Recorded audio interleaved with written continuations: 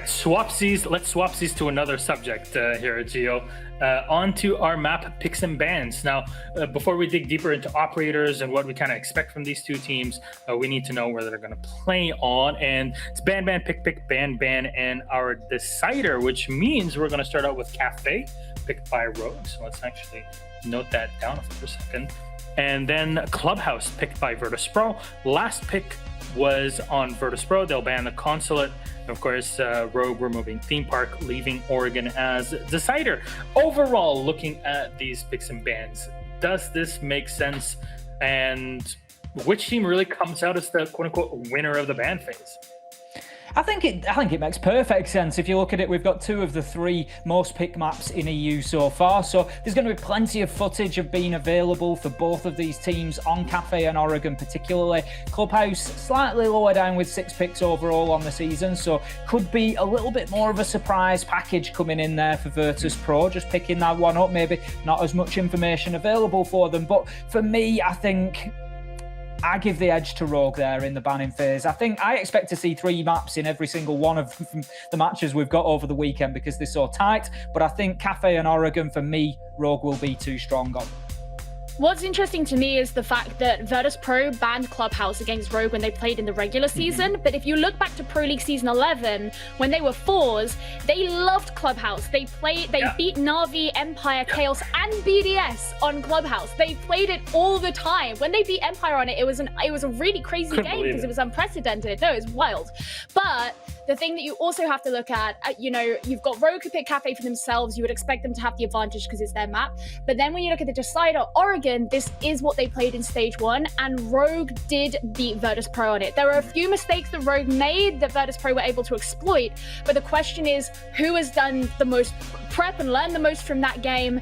And I think that maybe Rogue, as you said, Ace, might have the edge in that situation. Now let's talk about map 1. Cafe is up first, and Virtus.Pro is starting on the defense. And I'm just gonna throw this out there. Virtus.Pro love their Goyo. There's no way around it. Cafe Dostoevsky, great map for Goyo. I'm no mathematician because that's Hap's job. He's the one that does all of that. But I think there's something we're trying to say here. Don't you think, Tim? Oh, there's certainly benefits and advantages to be found, particularly in Goyo use on Cafe. We know that the entry denial and the plant denial that Goyo brings, don't forget that shield is multifaceted. There are many options in how to use him, but he just locks down a couple of really vital areas. Can be used underneath the skylight, can be used near the bar and freezer area to deny a plant, but also particularly from piano into white corridor, just trying to move past that sort of washroom area can be a real sticking point and burn a lot of attacker utility. I think that's the thing, especially if a Wamai is still standing. If you get rid of the Goyo, you can play a Wamai with his shield there. If you get rid of a Wamai but you keep a Goyo, you can play a Goyo there. So, it's still going to be a difficult bit to get through. And interestingly, when these two teams did play against each other in Stage 1, Goyo was available, and we saw Leon Gids, you know what I'm talking about, Ace, we saw Leon Gids really take advantage of that pick with a great C4 play from Classroom down below up onto the closet wall in Oregon, and maybe VP are going to want to avoid something like that. All right, there it is. Social votes, 84% for Rogue, 16% for Virtus.Pro. I don't think I would weigh it that heavily, but in the end, I get it. Rogue, it doesn't even matter. Honestly, Virtus.Pro barely scraped by, so I understand this, but it's been a while since Stage 1, and both of these teams have had the time to adapt. But I like holding everybody accountable, which is the right moment for all of us to be thrown to the wolves. Let's see what our predictions have all been. I think we're going to stretch it to everybody. There you go. Everybody's wearing their clothes, which is good. Always. What? It's a good start. Always a positive. Yeah. Great observation, Milos. Yes. Who were you expecting to not be? Hap. Fluke. It was Fluke. Straight in with that. Why me? He's the wildest of all of us. Let's be completely But the honest. argument is you can't see anyone waist downwards. You don't know how relaxed we are here in our home studio. There's no Hey, rules. I've already tweeted today that I'm wearing pajamas. There you go. You know what I'm wearing. I'm still in bed. I'm It's just safe. a very elaborate camera setup. So there it is. Guys, all of us went for Rogue. Yes. Now, Great observation, Milos. well, I see why, Are you trying to bump up your you're 50%? in that video. That's very true. I'm trying to sell I this. see why you're Hagrid. He's not the smartest. Oh, it's got our levels from... I hate you guys. But there it is. Even with all of this, Hap starts with a 90%. Now, Hap, how do you plan on holding on to these numbers? Well, I mean, losing from you is almost not possible anymore, considering we only have 6 games and a 4 ahead, so I need to get 2 right, and then I have that one sorted, so... Okay. All right. Very cocky, but with a real answer. very cocky, but fair enough. That's a real numbers answer. That's what we expect from Hap, I guess. Guys, Rogue, really? Are they going to take it? How badly are they going to take it is the question. They should rock this, I think, personally. Like, given how Rogue have played all season, they started out a bit shaky and got a lot better. You might argue somewhat the same for Virtus.Pro, but I think you're looking at 2 different trajectories here on the same graph. Rogue have just got far better, far quicker, and I really struggle to see how Virtus.Pro are going to keep up. Virtus.Pro really squeezed their way into qualifying for this, so I think there's a lot of doubt surrounding them from that perspective alone anyway, because we know that they got in on a technicality, essentially. We don't know if they can hold their own here. Okay, I guess that's pretty much it. Thank you so much for your input. It is time for us to start our game. Everybody's up and ready in the lobby. Let's throw it over before it actually cancels and move it forward to map number 1. Cafe Dostoevsky, the start of the EU Major in August of 2020, and it's Virtus.Pro versus Rogue. Casters, all yours. All right. It is going to be Captain Fluke from you back again. And I mean, the last time we were together, well, that wasn't really an online. We actually did one in the studio as well. But before that, it was only like a week and a half ago, Hap. It was only a week and a half ago. That is true. But I do want to quickly mention that we were there when Not Too Bright was born. You know, it was a big bang in the Twitch chat, and suddenly he was there. Yeah, I wouldn't say was born because that has connotations. I would say the big bang that led to the legend, the start of the story, the start of the fable. When he awoken and found his way upon the Twitch, I'm assuming he's in there modding. I'm just assuming. We're giving him shout-outs already. It's early in the day, early in the major. First game. And what a great one to start it on. Obviously, Rogue versus Virtus.Pro. We've heard all of them lot talk proper smart words, and now it's us to shout about the game. It is definitely time to not shout about the game, but I want to quickly mention, it's been 4 weeks since we had any official game in EU to go down, Fluke, and that means that a lot can possibly have, changed in strategies or playstyles for these teams. And that means, even though we all voted Rogue, Virtus.Pro might be onto something. I mean, it's one of those things as well, it's an online major, obviously, due to the current situations and all that we can really do. I'm sure that there's thoughts and kind of a bit of a blessing there for the hands of Rogue fans is saying, okay, well, we're a great online team. Sometimes things haven't historically landed on the LAN stage, as we all know. This is their home territory. This is where they mentally have just seemed the strongest. So to be able to actually have the play space here, I'm wondering if that's something where they can go, okay, this is ours. Should we still curse them with the LAN curse, though, considering they swapped out 2 of the players? It's the same thing that we say this G2 is no longer the same G2 that won so many titles. Do we still hold them to it, though? Like, would they not have been able to win it? Would this be on a LAN? That is my question. I mean, of course, we're not even running around Listen, Hap, listen. My job's to build storylines, okay? This could be the end. Build some storylines. This could be the end of such a beautiful storyline for them for now. This could be a moment for them to tie things together. We saw just talking about storylines the other day and how you can kind of twin them to teams and twin them to histories. But this would, in a way, be their first grandstand showing on a major, regardless of the technicalities that get put forward. Hey, Cafe Dostoevsky. Hey, Ying's gone, as is Wamai. So that's a kind of back and forth there with the usual Thatcher and an Echo. Need to locate and defuse bombs. And that means that the Goyo will be open, an operator that has been highlighted before on the analyst desk. And let's see how much actual impact it will have during this matchup. It's something that we've often seen from Virtus.Pro. Just set up these Goyo shields to hold yourselves a bit tidier, a bit tighter onto the top floor. Make sure that it stays in your control, and that's exactly what they will do. I like the mirror window placement, though. They placed onto right here. There we go. There we go. Who is Observer? Is it easier? Or I think it's Medics. Is it Medics? I think it's Medics. Medics, if it's you, nod. Not the camera. There's the nod. There we go. It's Medics. All right. interactive stream. Yeah, I mean, look at this. Obviously, all across the world right now, but we're going to make it work for you guys out there watching. I'm sure we've already seen the polls, the predictions. We saw the unstoppable Giscout there on screen a second ago. A lot of love for her. She's going to be keeping an eye on, I'm sure, keeping chat entertained as well with all of her hellos when we get the 6 plays that we're expected to see. And, well, it looks like Rogue aren't going to waste any time. Immediately collapsing towards both sides of the building. Leon is applying some pressure here on the terrace side and making sure that they know that there is some presence. The old-fashioned hammer and anvil that applies a bit of stress to both sides. Applies a little bit of an, okay, well, we're back here, but we're also here. There's no place that you can comfortably turn your head and sit and wait and hope you're not blinkered anymore. We're going to tear those off and then try and put bullets through the gaps we make. Basha straight away, trying to hunt down some of these drones with the evil eye that has been placed up above. Won't be able to find any though, as he will, however, find the first kill. Aces will drop and will fall. It's the Ash off the board, and, well, you might think it's just the entry fragger, but the 2 breaching rounds that she brings is going to be so important to deal with these Goyo shields or evil eyes later in the round. Yeah, obviously you look at the history and the heft that ACs can bring to an opener and to a frag, and you kind of think when he's off the board first, okay, sure, Rogue don't usually have the best entry stats, I believe, but, you know, what they can do in the middle of a round when, you know, him or Leon are able to just kind of turn on that pressure, turn on 2, 3K, they're big eyes to watch, and being able to remove them from the equation of that middle round maths is something that's really going to play into the favor of Virtus.Pro, because when push comes to shove, that's always where a lot of teams fumble and fall.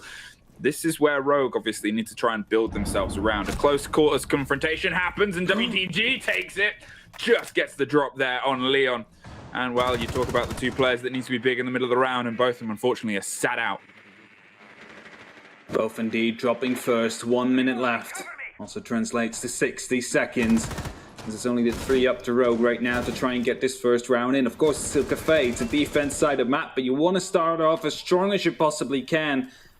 And not being able to find a single response as of yet is not really the way to go.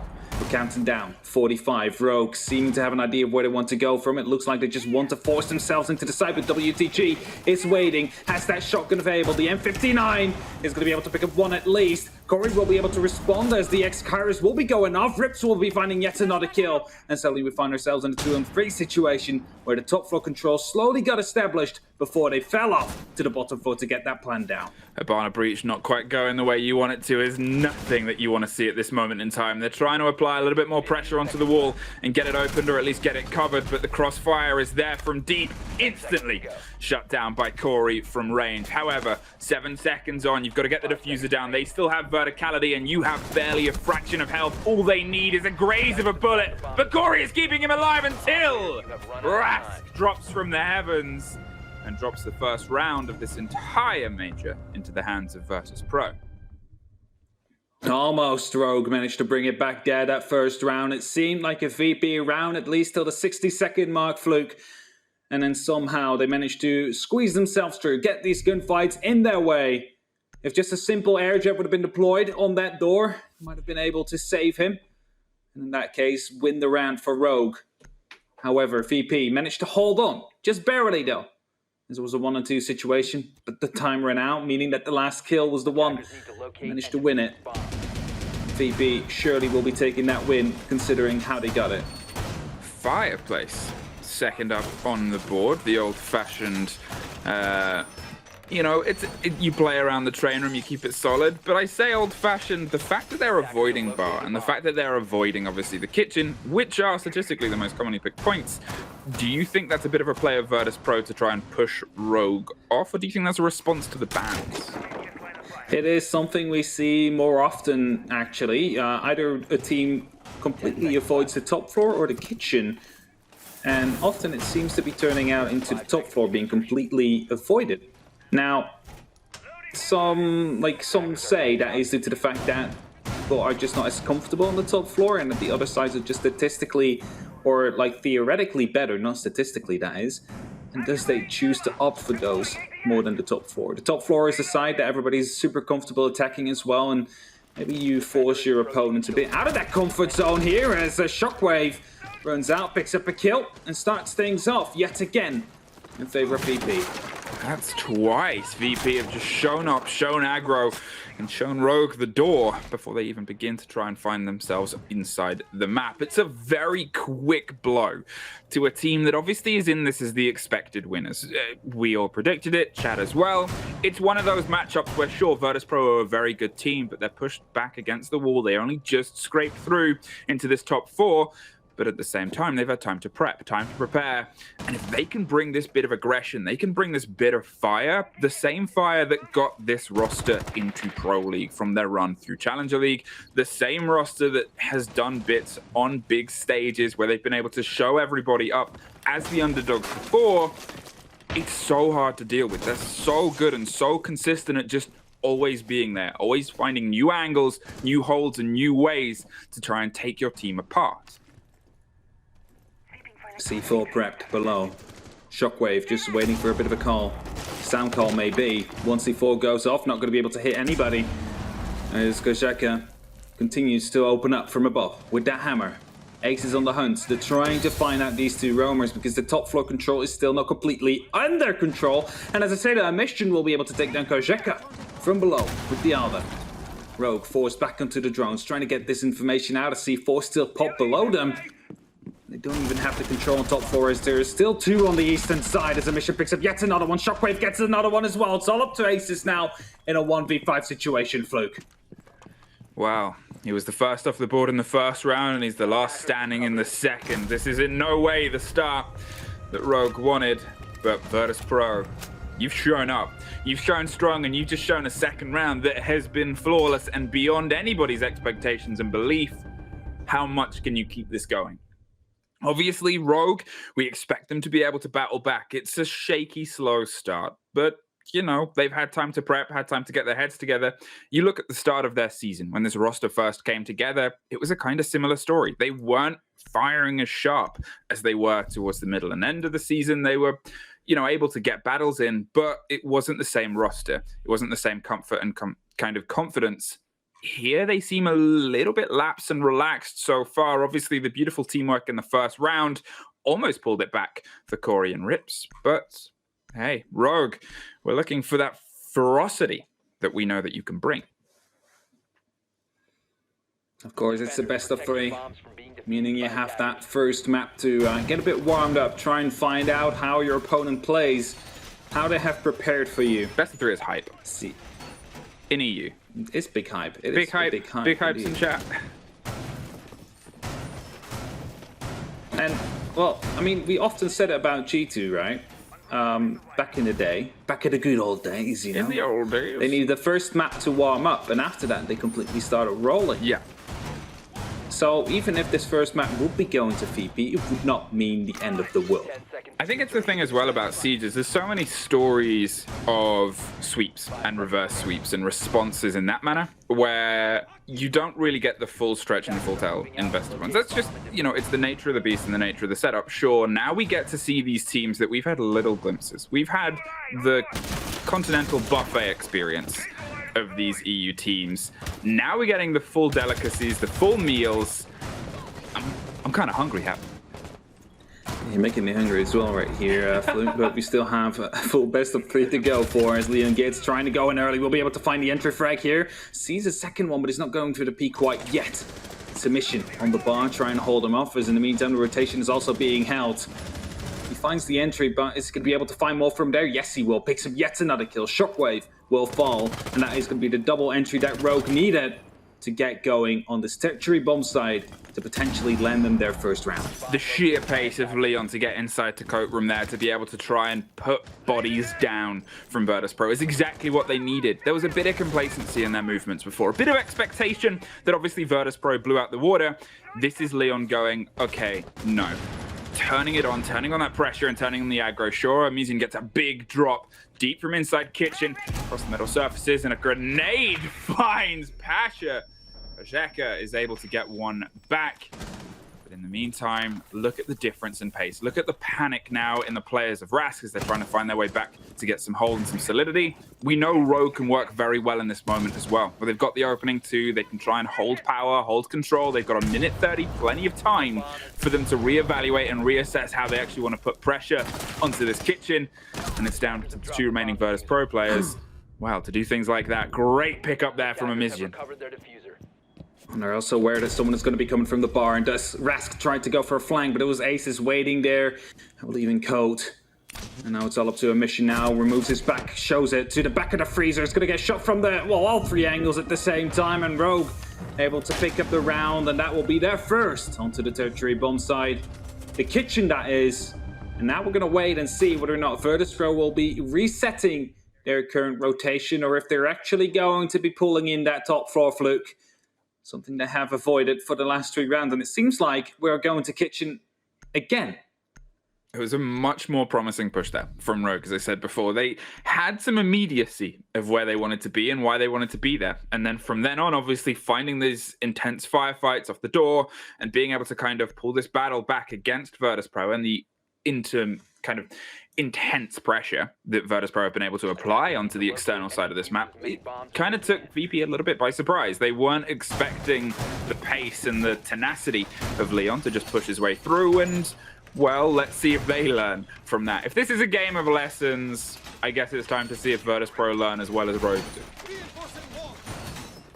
They'll have to adapt to what just happened. Leon, who had a very unfortunate first 2 rounds on his birthday, managed to make up for it for the double entry on the 3rd round, which they actually won. And it shows that impact is rewarded. Happy birthday, Leon. Happy birthday. Happy birthday, Leon's in chat. Can we sing happy birthday in chat? That's the truth. Good luck, mods, now that we've done that. Good luck. There will be probably some, I guess if an interview comes out, Milos is going to give us an operatic rendition of happy birthday.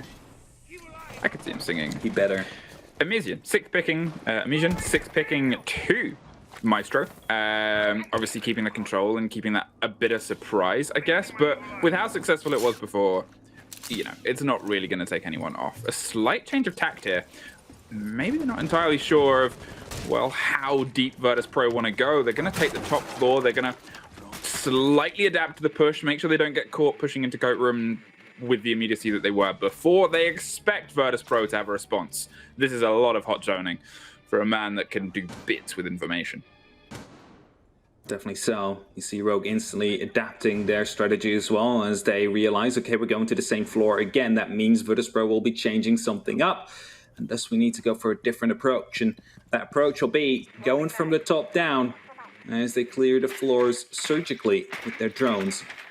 There's going to be 2 to 3 people on the drones, just getting everything cleared out. There's going to be air jumps deployed on the staircases as well to avoid any late rotations to come up, and thus deny the flanks that might happen late round.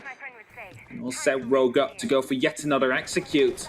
All they need to do is open up the right walls and the right floorings to get the right vertical angles. Pillars control now falls under their territory as well, and with a minute 30, you can see Corey is keeping a big eye outside. WTG is the one that's looking for this at-range firefight, but there's some worry of pressure, some worry of jump outs, which again, against a team like this, you're never quite confident. You never really have the security that you expect. You've seen them do it with Valkyrie before. She's not on the board now, but that in no way stops a roster like that, who have already had great success leaning into that playstyle. Steady destruction still goes on for the vertical control, and now they're going to look to see if they can apply some flat pressure. They're going to try Such a good drone. Yeah, it's a really, really great angle there, and that is the man I was about to say they're going to try and dig out. Well, flashbangs being tossed in. Breaching round will be used to create a long angle right above the reinforcement, I must say. There's a lot of verticality going on here in the likes of Rogue. Hatch will be opened up as well as you hear the X-Kara Sizz. You surely want to get rid of the guy in VIP first. He is a priority right now. The drone's still there from Aces. Most likely will guide Corey in that window to try and put some pressure together with him. Smoke Ennis is being used. He's fully fleshed right now, but no one is going to be able to try and, well, collapse on that. There's a Smoke Ennis blocked of any potential push to come in. Aces now thinking about going for it. Corey has to be there to try and support him. Leon gets his here as well. Knows what is behind the bar, but he will fall yet again. It's going to be the entry def. It's going to be Pasha as well to pick up Aces, and that means, oh, actually a double kill from Pasha to come through, and it's all up to Rips and Kozheka now. Rips finds himself inside. Is not going to be met by anybody else as he goes down for that plant, but surely will be cancelled out as the last member standing indeed will be. Pasha finishes it off with the shotgun. The diffuser will be dropped, the time runs out. VP is going to be the one to go into the lead here, or stay in the lead, I must say, with 3-1. It was all built around the operator I said they needed to dig out. He was stuck in VIP and I knew exactly why he needed to be there, and my word, did he do it well. Obviously able to stem and slow and stop the pressure coming from AC's, a mix of, obviously, the combination of burning utility, but dropping the smoke when he was flashed, meaning that there was no push, regardless of how kind of off his piece he had been pushed. Now, he still obviously had the canisters, but without the crossfire pressure, without the control of the opposite side, the ground floor bar as well, where obviously Maestro started to do the work he needed to. Well, when it came to time to apply the pressure, Rogue just didn't have it. He spent a lot of time clearing a roam that didn't exist. And that worked very much in the favor of Virtus.Pro, who are opting to head back to this Fireplace Mining Dining site and see if they can make it work a second time. This was obviously their flawless before. Flawless one they had before. Yet again, opting to not go for the top floor. Valkyrie camps will most likely be deployed up there. Looking at the amount of C4s they have available to them, 2 to be exact.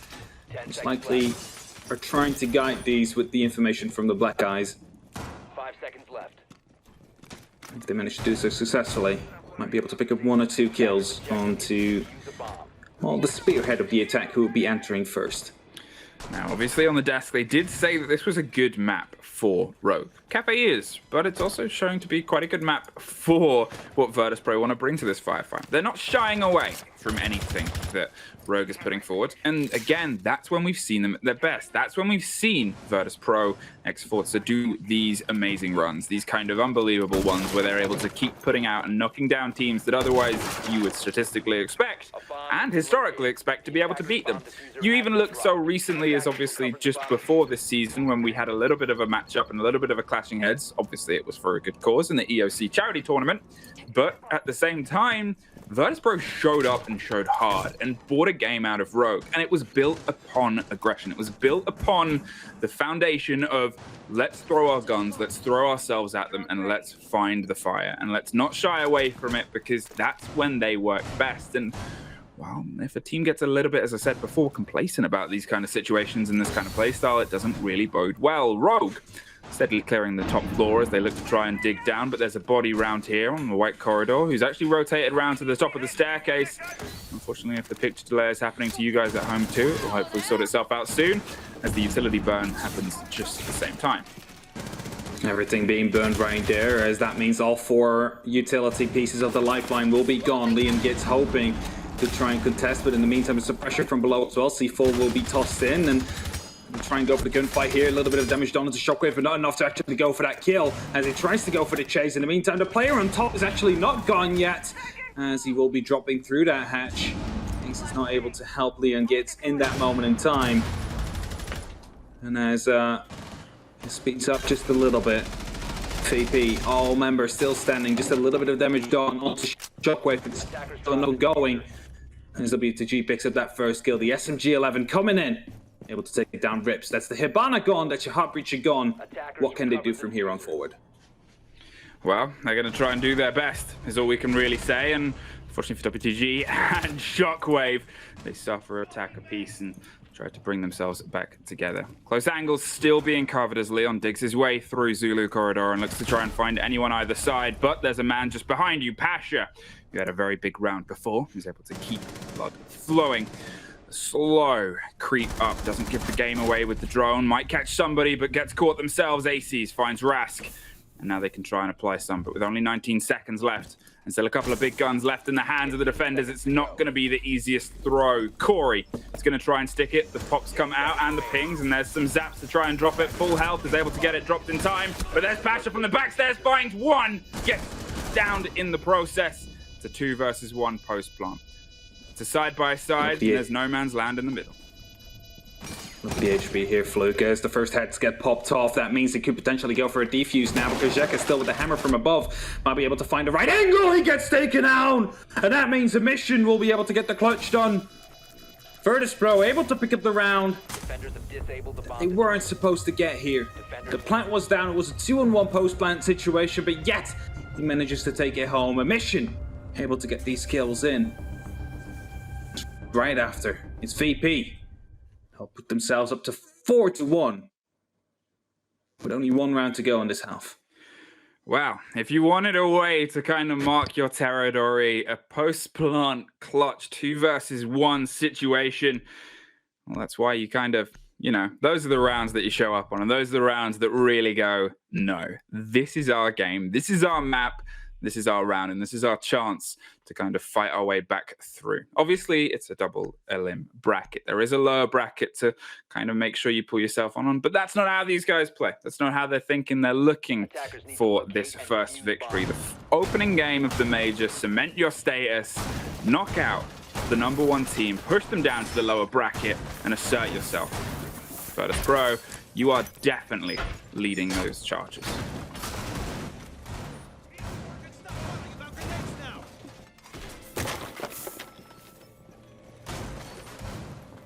Attackers have located a bomb. 4 weeks to prepare for this event, just like every other participating team.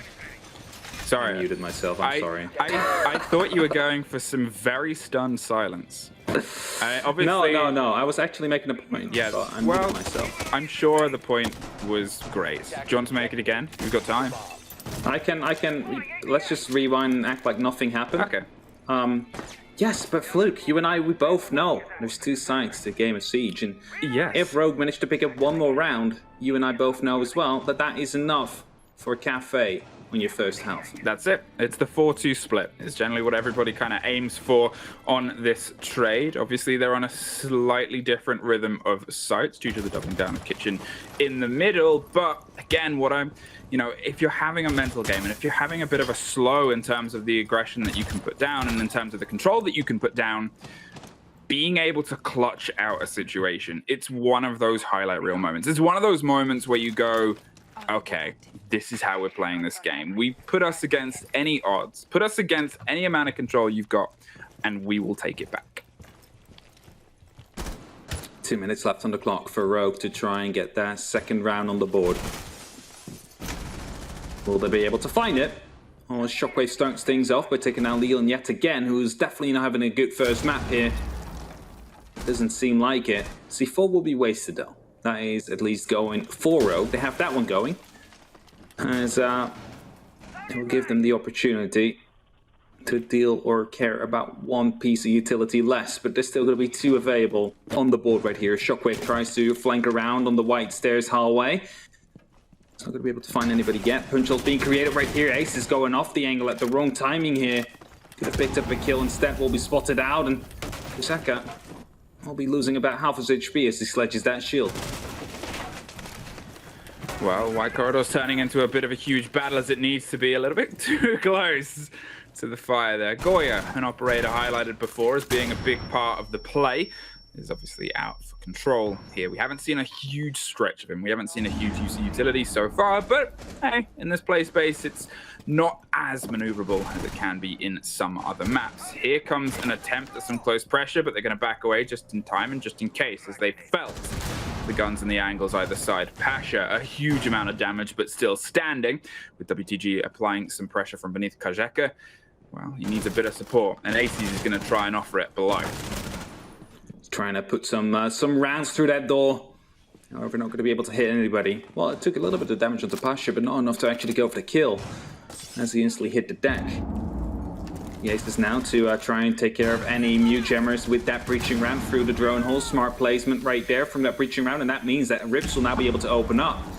Xcaris will go off. 15 seconds. They need to go for an eventual plant now. There is not enough time for them to try and go for the kills right here. They need to move. Shockwave will be picking up yet another kill, and it's VP yet again to snap their fingers and close out the round. WTG with a triple kill, I believe, and it's VP to go with a 5-1 lead into that second half. A very commanding lead, a very comfortable lead, and only needing 2 rounds themselves to completely close this off and get that first map into their hands. Wow, unfortunately, the sleeping giants of Rogue are still slightly sleepy. It seems they haven't shown up, as I said before, with the same fire that they had towards the mid and late end of the season itself. And Virtus.Pro, they've completely come out of this guns blazing. A 9-2 in the hands of Amizian is such a big step up and step into this firefight. We want to obviously have a heck of a team talk now in the Rogue camp and see if they can go, okay, 5-1 on the split. It's in no way looking good. 4-2, though, is what the standard and average is, as you said. So it's not like it's completely out of their wheelhouse. It's not like this game is over. They're not a team that would let this game be over at this point either. It's just going to take a bit more from them, as expected. And, well, they're going to start on the top floor and see if they can work their way down. They'll have to work their way down. As Cafe seems to be very fair, but they have played it 3 times, as Des said before as well. This is a very, well, not in the end, as Des, but he said it, you know, in our intercollegial conversations. Then I shouldn't be throwing out these hot words I prepared. He said that Cafe is a map that VP feels really comfortable on. Attackers are moving to defuse a bomb. Okay. I mean, you know, I guess it's one of those things where obviously there's a lot of confidence and a lot of kind of swagger that these players bring to certain maps. And when you have confidence players like that, you know, it can be sometimes hit and miss. It's a double-edged sword. Is if you go to a map and you're kind of not that massively confident on it, you might bring a little bit more kind of stress, a little bit more control sometimes to your play, and it can backfire. It can be a bit too timid, it can not quite hit the mark. If you show up on a map that you're confident on and the first round or two don't go right, it can really negatively impact you mentally. It can really negatively pull you out of the space and pull you out of the position of, I should be doing better on this. Why am I, you know, you get in your head and so you start to make questions, and that's the trade-off of one of those things where they might be super confident, but if it doesn't land, well. Yeah, indeed. 2 minutes on the first attack of VP. They're already making some quick ground right here. As they're hoping to find themselves an entry, trying to deal with the player in Pixel right here, wasting the ADSs as the utility flies in. It's Kerzheka. Tries to hold them up, but will decide to fall back. As Ras gets the kill in. First one to start off, Leon Gates will fall yet again. He's not having the best game of his life right here as Pasha finds yet another one. It's Aces to fall.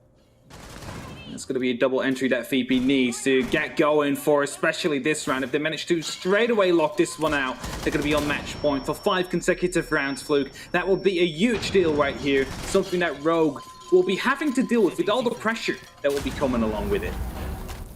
Wow, the C4 doesn't quite make its way through the hole, and WTG gets to live and gets to instantly swarm into the bathroom. They have a big angle and they take care of Rips. Look for the second and find it. Kerzheka gets dropped at the top of white stairs. Corey, dug in the freezer, is able to pull one back as Ras is slowed down. There's a second and there's almost a third for Virtus.Pro. And Amizian is able to put them on to map point 6-1. 6-1. That gives us 5 consecutive map points for VP to work with. 5 rounds where they can put themselves up 1 leg into the upper bracket final, or the winner's match, as you might call. Due to the fact, of course, we play a double elimination bracket. Are they going to be able to reach it? Look at the mission right here. 10-on-2, absolutely gunning. Showing up huge here for Virtus.Pro. But who isn't? Only Rask right now, not positive KD, but that's not a big deal if you're 6-1 in front. I think that's it as well. As I said, they all seem to be stepping into this firefight, stepping into this game so smoothly. It's the difference of kind of prep, I guess. Obviously, as everybody said before, I said obviously too many times, nevertheless, it is kind of put before us, is they've had time to go over each other's strats, each other's kind of play style.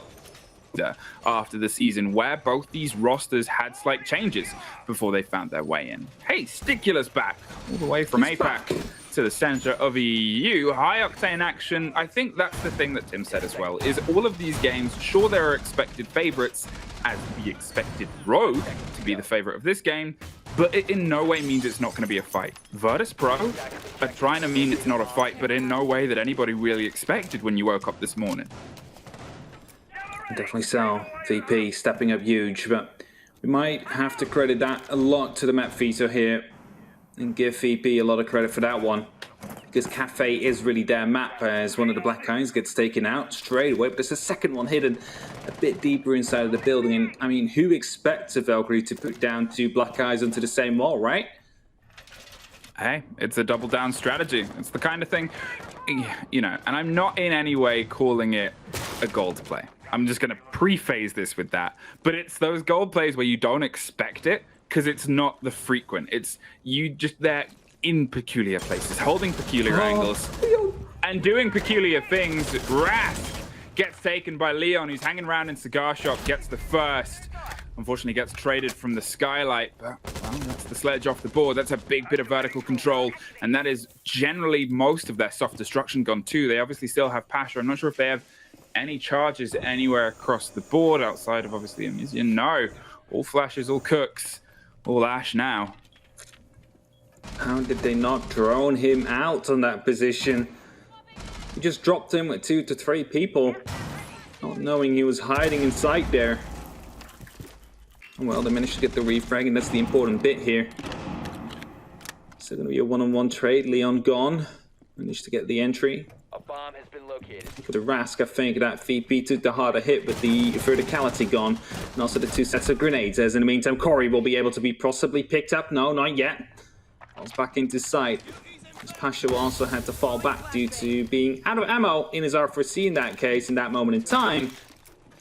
As we have 65 seconds left, VP will come back to the drones and try to find out where these last remaining members are and what they need to clear out before they can start with their execute, and Pasha does exactly that. Well, there's a big trade, and there's a big blow to the hands of VP from the hands of Aces. Now it's just a matter of seeing if they can capitalize upon this. They've been able to get the man advantage, but they've had that before, and things haven't quite worked their way.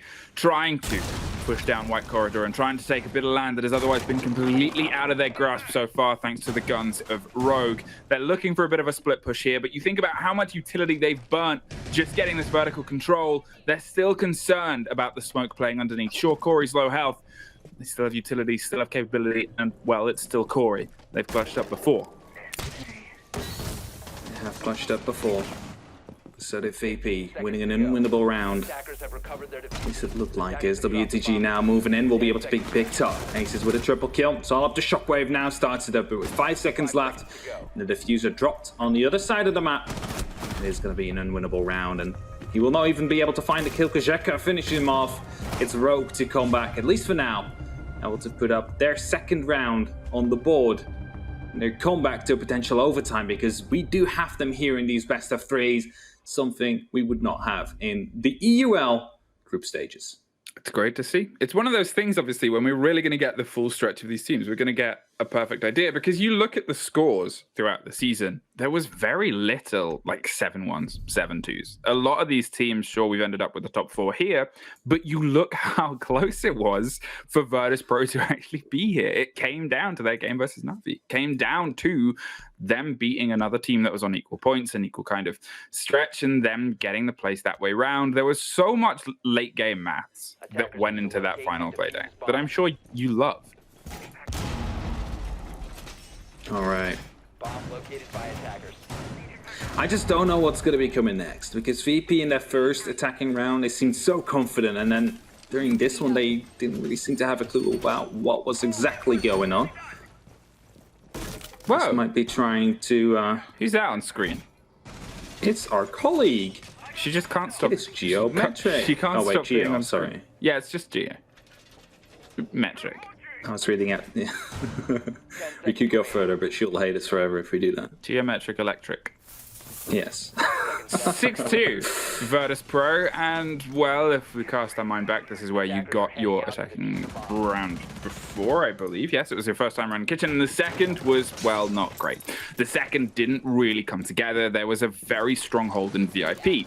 Let's see if you can replicate the same thing. You're putting the Valkyrie cameras on the far side, you have your top floor control. There was none of this from Virtus.Pro. They really didn't stretch the vertical roam game. They had a flat hold. They held it like old school clubhouse basement. They just locked themselves in with big angles across the big wide play space you're offered and kind of said, okay, try and root us out. The first time it was successful, but the second time, well, they were just always on the shoulder.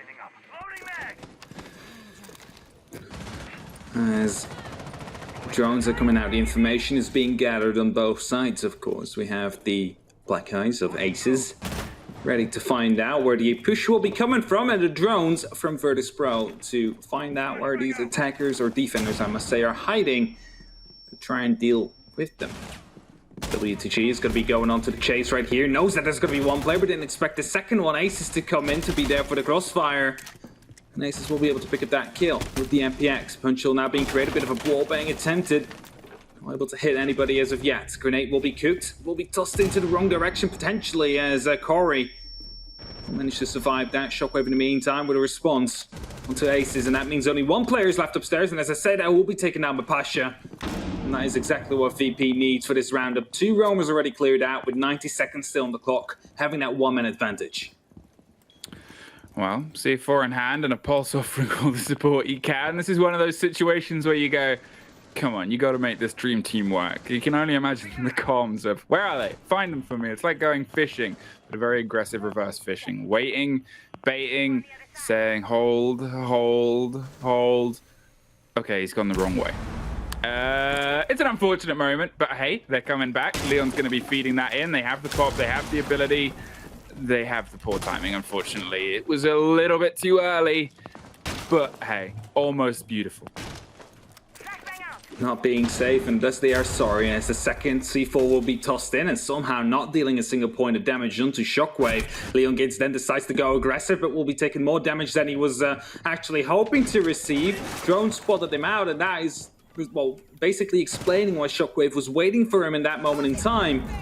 Zek is still playing in VIP. You see Pasha right now trying to get rid of him, tossing in these flashbangs, holding the angle because he knows that he will be peaked soon. As the drop-in now comes in, both members now finding themselves on site right here at VP. There's still going to be one holding off the VIP member. One more from above. Rips will be able to start things off, though. Diffuser will be dropped, not to the second time, though, as Rask will be able to get himself in bunker. Has to go for a plan, though. 3 seconds left. He will be covered off by Pasha. Is it going to be enough, however? No, it doesn't seem to be the case. The time is running out. Is he going to be able to get this kill? No, he's not. The plant, however, goes down. And Rask manages to get it. He wanted to go for the secure for that kill, for the down he had. And thus VP will manage to win it. Get it in 7-2. A very convincing first map to come into the hands of Virtus.Pro. I mean, what a way to start this tournament in their books. What a way for them to, as I said before, early on, they were asserting aggression, they were asserting a dominance, and they were asserting themselves as a team to watch because, well, us included, a lot of people had not counted them out, but I guess counted them in a bit of a tough spot in their first matchup against Rogue. But you would be so far to kind of be able to predict how well that they just played that cafe against them.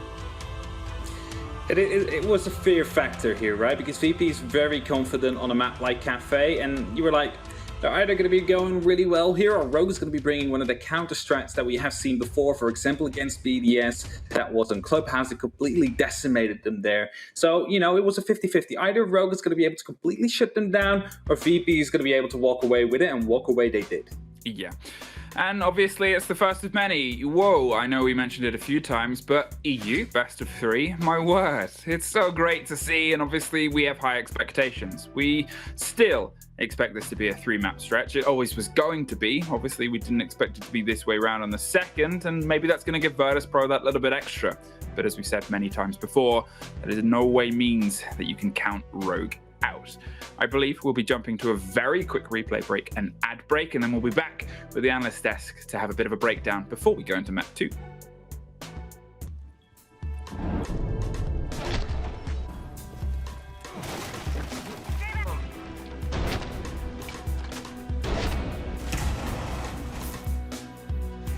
Defender is approaching.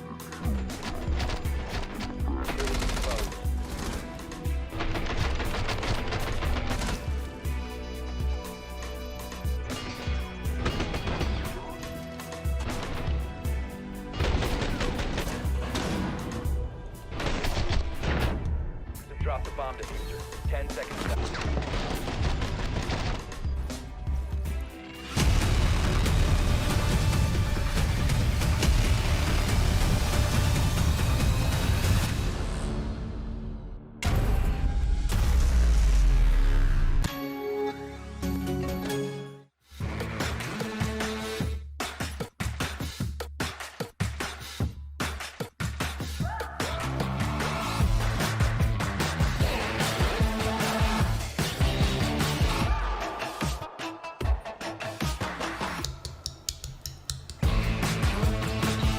Nice shot for me! Perfect!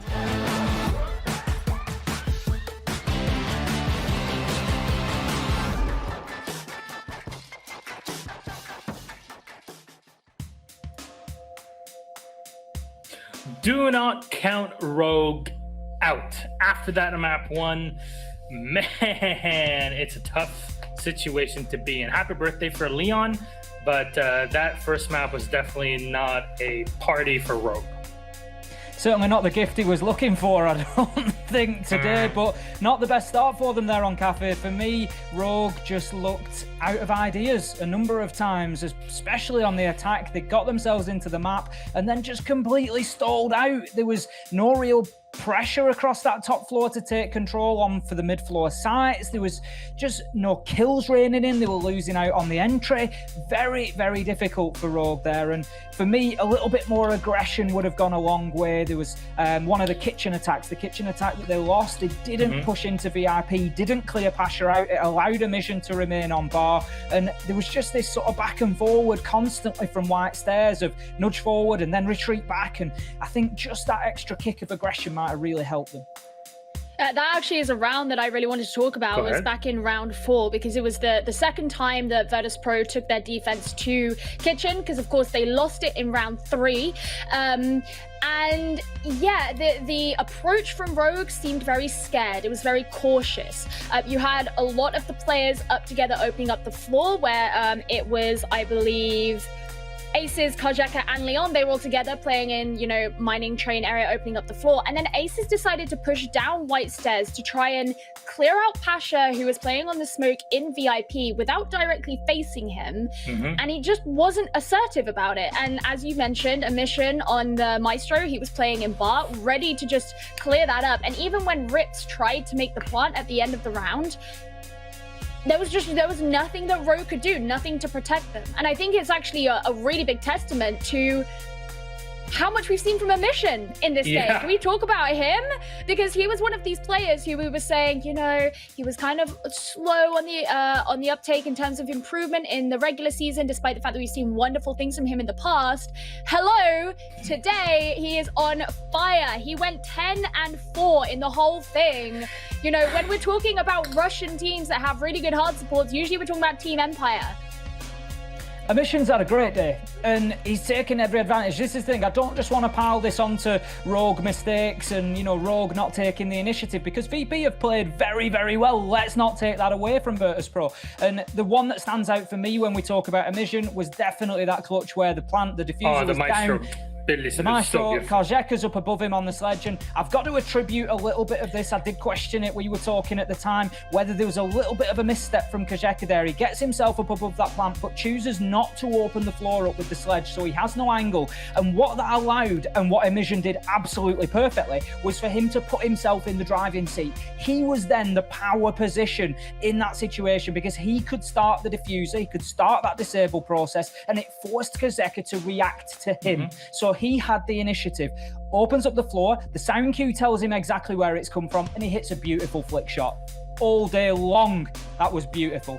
But for me, if Karjeka has already got those vertical angles opened up as soon as he gets up there, it prevents Emission ever taking that initiative of going for the disable, and it allows Karjeka to just step back and then take a quick peek, rather than having to go through the process of opening the floor before he can take a shot.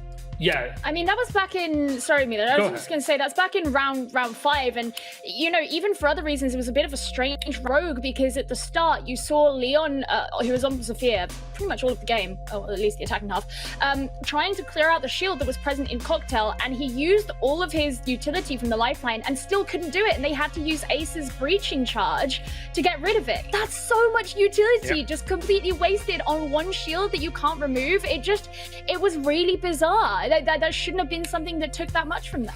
Yeah, that's the Jaeger-Wamai combination. That's why it's so difficult to deal with.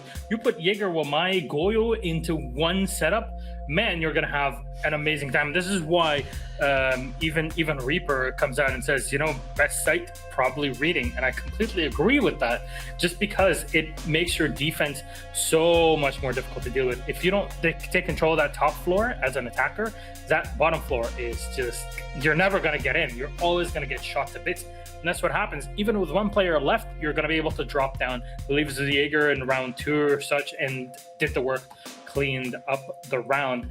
That was map number 1. Even then, we had Shockwave running out with absolutely no information, which totally ruins the entire major for a lot of people. I know that, but don't you worry. Here, runouts are acceptable, because this is what happens when you have this info. Is EU. Yeah, this is EU.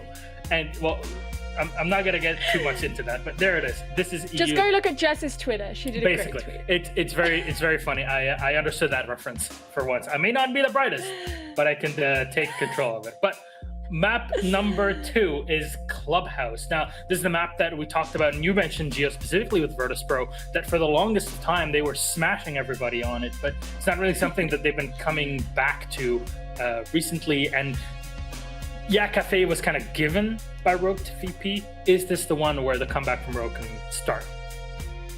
Potentially, if they pull themselves together. So a lot of the issues with Rogue, it was the cautiousness, it was the mismanaging of positioning, utility, things like that. And I don't think it was just a case of, oh, you know, this one's not quite as technical, but they could go to this more technical map, and like it seemed like a more ingrained problem, which makes me worry that on a map like Clubhouse, it could persist even further. I don't know, Ace, like, what do you think?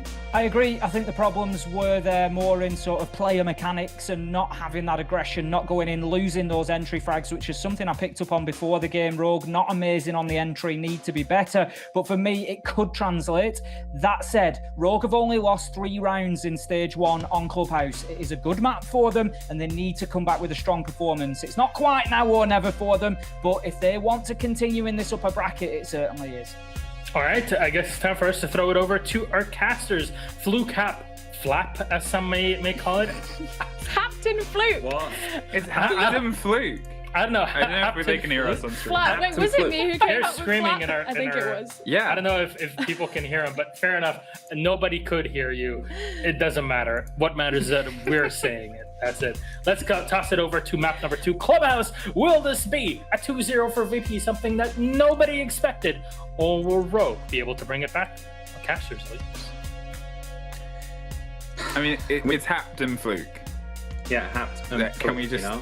Captain Fluke? It's the same as when they came up with Fragno, when I said Dynamite. Yeah. You know, it's like they're not really good at making, you know, Maybe putting they stuff should leave together. it to the casters. And leave it to us. Hey, wow, what a map 1 that was. And we're going into map 2 now.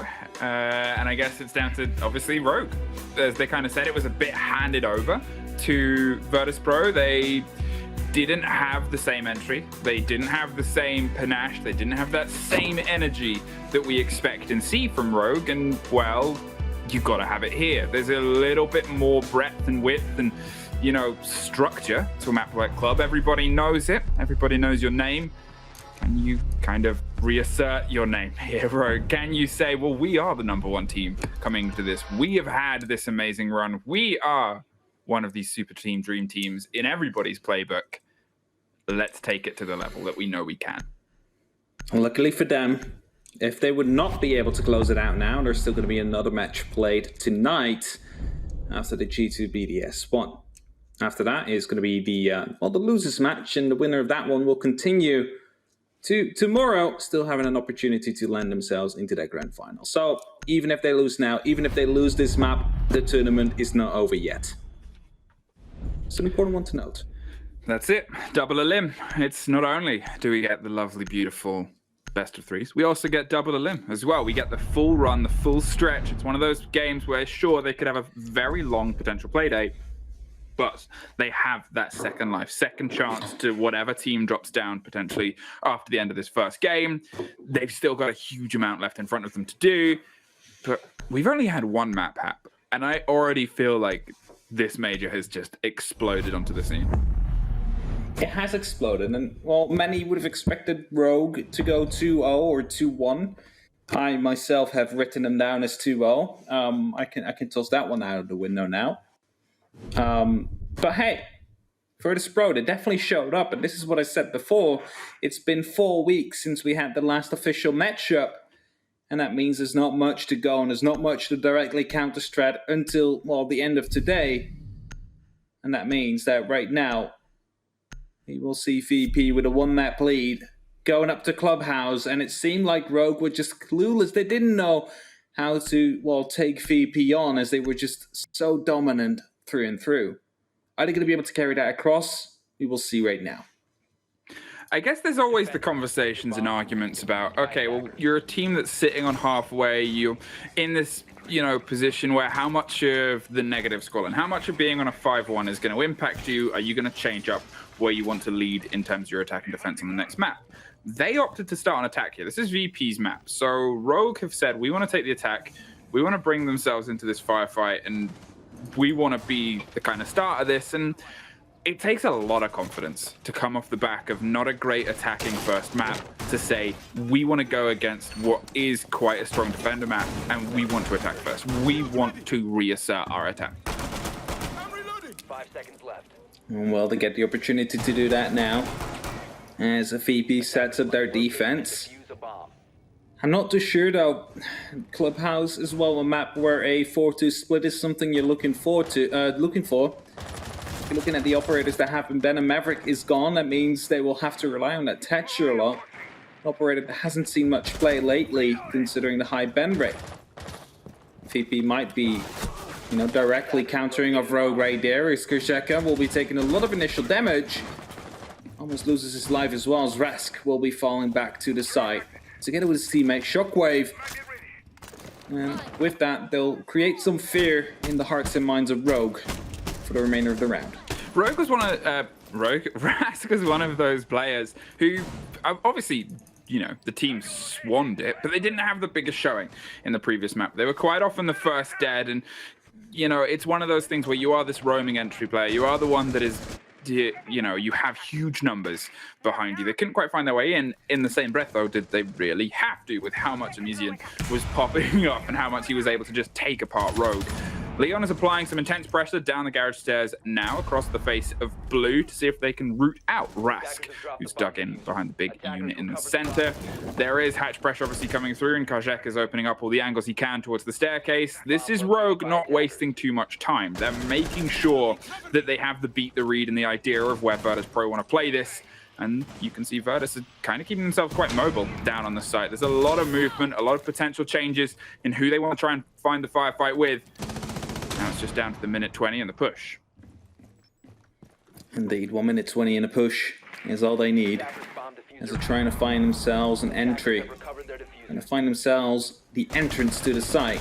Of course, they have many openings, basically, literally, in hatches and walls that could open up, but it's going to be Corey to get the first one. It's W to G to be removed. It's the smoke gone, and that will be of high impact. That means 30 seconds of potential plan denial will be gone, especially picks up Basha now as well. That means that the evil eyes will no longer be of use, or at least it will be used for information gathering, but not for actual plan denial to come through. And as Shockwave will finally respond, that is going to be one of the members of Rogue to be gone, a second one to be taken out as well. Rask going on a ramp as he picks up Aces and Leon Geds. Be Corey to respond, though. It doesn't stop quite yet. There's 30 seconds still on the clock, and now Blue Control seems to be the focus that Rogue wants to go for. As the mission gets tagged from the kitchen hatch, we'll be falling back in set spot, where we will find a lot of fight. Well, now's the pressure. Now's the moment to see if you can capitalize upon this, and Kajek is actually going to be the first down. And Mission with another double kill. There is the round. for Virtus.Pro. Two players I talked about, one having a standout first game and one not quite needing to. Both of them show up and define this first round and lock it down in their favor. Virtus, wow, you are on a tear. And this is that fire we spoke about when we basically referred it to Rogue, but VP able to pick it up. Rogue yet again with the 2 entry frags, but weren't able to close it out. Rask just slapping back, getting those 2 kills in, and all his teammates also joining.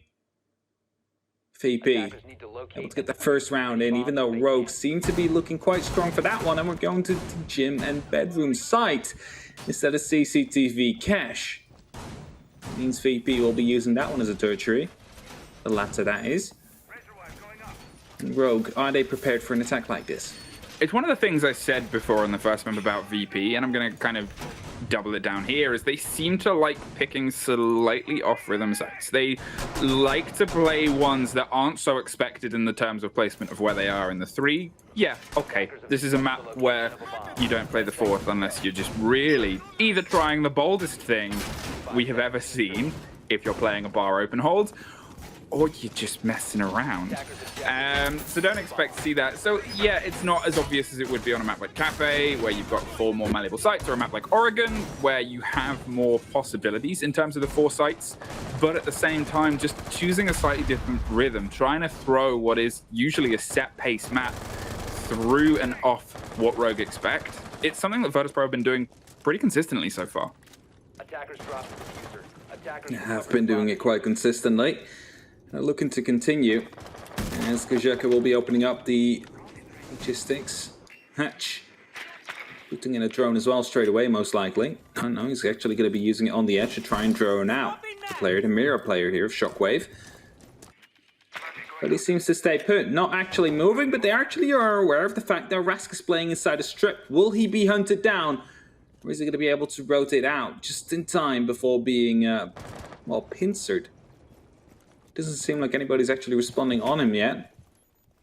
That might come back to haunt Rogue later on. That's it. Obviously, you look at a player like that and you look at what this map can kind of offer a player like that. If it's unexpected, if these 50-50 plays of jump out and risk are rewarded, well, it is bits here in this region. And Rask, well, he's looking for it. He's going out. He has some idea, some intel, and a rough concept of how people like to play this. He's not going to push it just yet. But with the door open, he could be a little bit more stealthy about the approach next time round. There is some intense pressure coming in against the windows of Wumai as he locks down and catches one on the disc. But with Rask still creeping and lurking, looking to get potential pressure onto Jacuzzi, Rips is waiting with a bit of concern, but this could go very badly. Doesn't see them. There is the pickup. There's the trade. Pushed your luck a little bit too far, and unfortunately, that 50-50 doesn't quite go your way with or without intel. He indeed stayed a bit too long there, but look at how many of the players of Rogue right here are on highway. Just all of them just staying put, ready and waiting for a jump in. And Shockwave tries to put himself into a good position right here, spots out one head, he's not going to be able to land. It actually does land a shot. It's going to be VP with one respawn, but he already lost 2 of their players, and that means that they need to be careful. Still, of course, have these mirror windows available to them as Shockwave now has to deal with both these angles. WTG came to help, and, well, help he did. Managed to pick up one of these kills as Corey right now sneaking through construction. Spots out the player of WTG right there, but he's not going to be able to land the kill until much later. And it's all up to Pasha now in a 1-on-2 situation. Diffuser was down, but will be recovered. Corey has that one in hand. They're unaware of his position right now. Where is Pasha at as he is on the pad? Didn't expect the elevated level, and Aces will be able to pick up that kill. Rogue will be winning round number 2, and that is quicker than in the last map. And we'll put them up to a good start of this match. Yeah, very well played there from Rogue. They seemed much more conceptually aware of what things were being put down in front of them. Obviously, Rask played a very late game, pushed his luck a little bit too far, and suffered the consequence. And from then, it gave the players of Rogue the confidence to just move forward, capitalize upon the man advantage, which before they weren't as quick to do on Cafe. They would obviously get 1 or 2 kills in these moments, and then they would still keep their pace, still keep a steady idea and try and make sure that the plan kept on going. Here we saw them be much quicker to the close down, I would say. They seem to be more adept at going, this has happened, okay, now, go. We saw all the bodies on highway. From that moment on, they started to apply their pressure across construction. They started to try and close down logistics as well. Don't worry, casters, we all predicted Road to win 2. Yeah, the only irritating thing, obviously we're still in map 2, very early doors. If it did go Virtus.Pro's way, the only irritating thing about our predictions is that Hap would still be winning, technically. Because everybody would just shift down slightly. 10 seconds. Everybody would just be losing. Who did Bad predict? 5 seconds. I don't think he do we know? has been asked for... I guess it would be giving the game away. Because if they put that on Twitter, we'd know. Defender has been discovered. Yeah, like, it would be leaking the script. It's unfair of Dev to read the script as a bedtime story to Baird. Pasha tried to get something quick and early there against Rips, but again, we've already seen this the last round from Rogue. They were well aware of conceptually the runouts, what Virtus.Pro like to do here. They know how to control the outside space, which, to be honest, early on in Cafe, they didn't seem to quite have the same grasp. Whether it was just because they were still waking up and they didn't expect the sheer pace that Virtus.Pro brought. Either way, I say they had more control, but perfect timing and audio gave Rask that game and gave them Hibana, one of the 2 hard destructions off the board, and a very, very big pick. Why does he jump out like that? How dare he? Such audacity. It's bold plays. Intel was sound, took care of that. And you look at how much that now can potentially take out of the push. Obviously, you have Thermite still, and you're assuming he's going to be getting open CC wall, but a lot of teams, when they're down to just 1 hard destruction, will actually try and change shape. They'll go towards the pressure here in construction, get this open, and try and dig the diffuser down on this side instead. Maybe that is where Hibana was heading before, but either way, look who's showing up to the party. Thermite is going to try and crack this wall open instead. Concerned about this hatch below. An absolute nightmare for C4 players, as we've seen them play before, but, well, they're not going to actually roll that dice. VP are playing a bit further away as more and more utility gets cracked open inside the site. WTG is trying to hold it from the top of red and get a bit of range across, but Aces takes care of Shockwave from a deep angle. All the way from the winner will be able to take him down, and that means that right now the exothermic will go off as well. A little bit of an opening will be created, and Pasha will be the one to try and stop that from being utilized. Has that shield, has the bomb chassis, but does not have his head anymore as Liam gets just picks it clean off. Rogue setting themselves up for a very good second round in a row right here, as Rips right now will be opening up onto Plateau as well, and that means Rask will have to fall back onto the eastern stairs. No more B-side pressure on the likes of VP. They're all either on those staircases or below. Try and make stuff happen, and look at that, they still have that C4 available, and as Rask picks up Gersheka, that might actually be a very important kill to come through. Smoke canisters will be deployed as WTG hopes to go close. He needs to take down Rips. If he does so successfully, this could be the round for Virtus.Pro to come in. As long as that C4 is still from below, as Emission slowly creeps himself back on top, it has got to be a smoke canister to go out. The pre-fires are there as well, as Emission picks up one. Still not enough though. Still has a C4 in hand. The plant will go down. Just detonated it right there. It's on the wrong spawn. That means 45 seconds will be on the clock right now. 45 seconds for our mission to go in a 1v2 post-plant situation to try and get that clutch. Whilst he still has, well, needs to have 7 seconds left for the defuse. With a body either side, it's a sheer no man's land. Finds the first with an amazing swing there onto the head of ACs, but with only 20 seconds left, you've still got to find the second. Want to take them by surprise, don't quite know where the angle is, so you're going to bait a bit of movement, bait a bit of audio. You know they're playing on this highway window. You know you need to get this kill before you can do anything.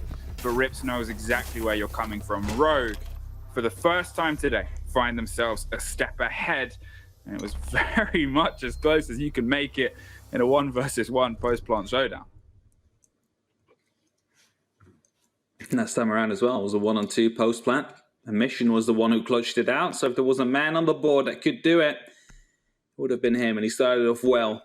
Getting that little pixel on the head, repelled on the edge of Plateau. Starting it off, just not able to find the second one as it was tucked too deeply inside that corner. And this 2-1 the score right now. Rogue find himself in the lead. Are they going to be able to continue from there on? Are they going to be able to build onto their lead? Or is VP going to be striking back and putting them to sleep now. Back to the basement. Oh no. That is never how you want to start a round. That's not great. You think about what they've just lost. Okay, they've lost a player. Sure, whatever. They haven't just lost a player. They've lost a Mission, who is on such a burn today. Oh, no, wait. They've also lost a Mission playing Goyo, an operator they love and build a lot of their strategies around. You couldn't ask for a better accidental team kill if you are the players of Rogue.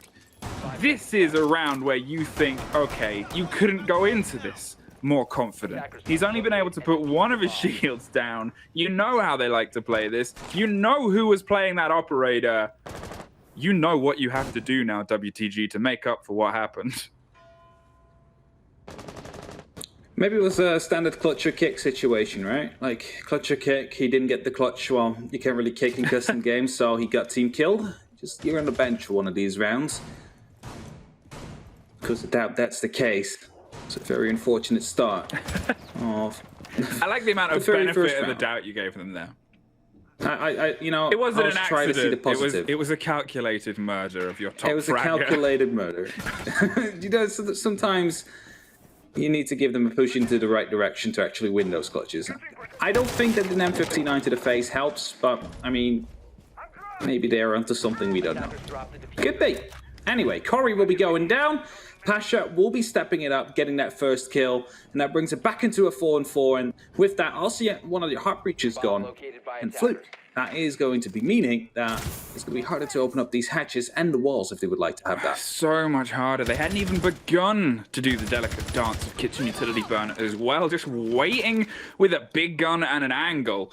And that seems to be a Pasha trick so far. And yet again, 2 rounds in a row, Corey on the Hibana has been off the board first. Losing one of your 2 hard destruction on this map, it so heavily can limit what you're trying to bring. Well, it not even can, it does heavily limit. You've bought 2 hard destruction for a reason. It is Clubhouse. It is such a fortress, such a solid layout. It really can shift the shape of what you need to do. And a lot of teams don't really have that beast strategy. Luckily for Rogue, they're a team that we've commented on before, can be really, really well put together in that middle round adaptation and middle round changes. Unfortunately, Leon suffers at the end of the Pasha firefight there. It was a jiggle nightmare. And, well, for him, it ends pretty abruptly. Look at how many drones are left on the likes of Rogue. Only 1 or 2 out of pocket right now. That's what they have to deal it with. That's what they have to get the 4 players their positions with, and enough to go for an execute later on. Well, going for a bit of a rotate, it seems like, towards the blue side of things. And rotating all the way to garage into the new stock. Most likely putting some pressure soon onto Rask, who's playing right behind the big unit right here. As Rips is just waiting, but the smoke canisters will be popping in. Well, there's another one falling, and look at this Virtus.Pro. We talked about how they're in a man-down situation and how much that might cost them, and they seem to be more than aware, as all of them have stepped up the same manner they did previously. Rask with 1 more, and there is another. Would have been a flawless for Virtus.Pro, if not for the opener, WTG. Not a nice shot, not perfect, but the round itself almost. Well, VP is going to be able to pick it up. Floken, well, Rogue is already on those 2 rounds you would like to have. Now, what you think they're going to be trying to push to 3 or 4? Do you think that that's what's going to be feasible? Is that what they're going to be able to get? Or is VP going to be stepping up from here and actually taking the last 2 rounds as well?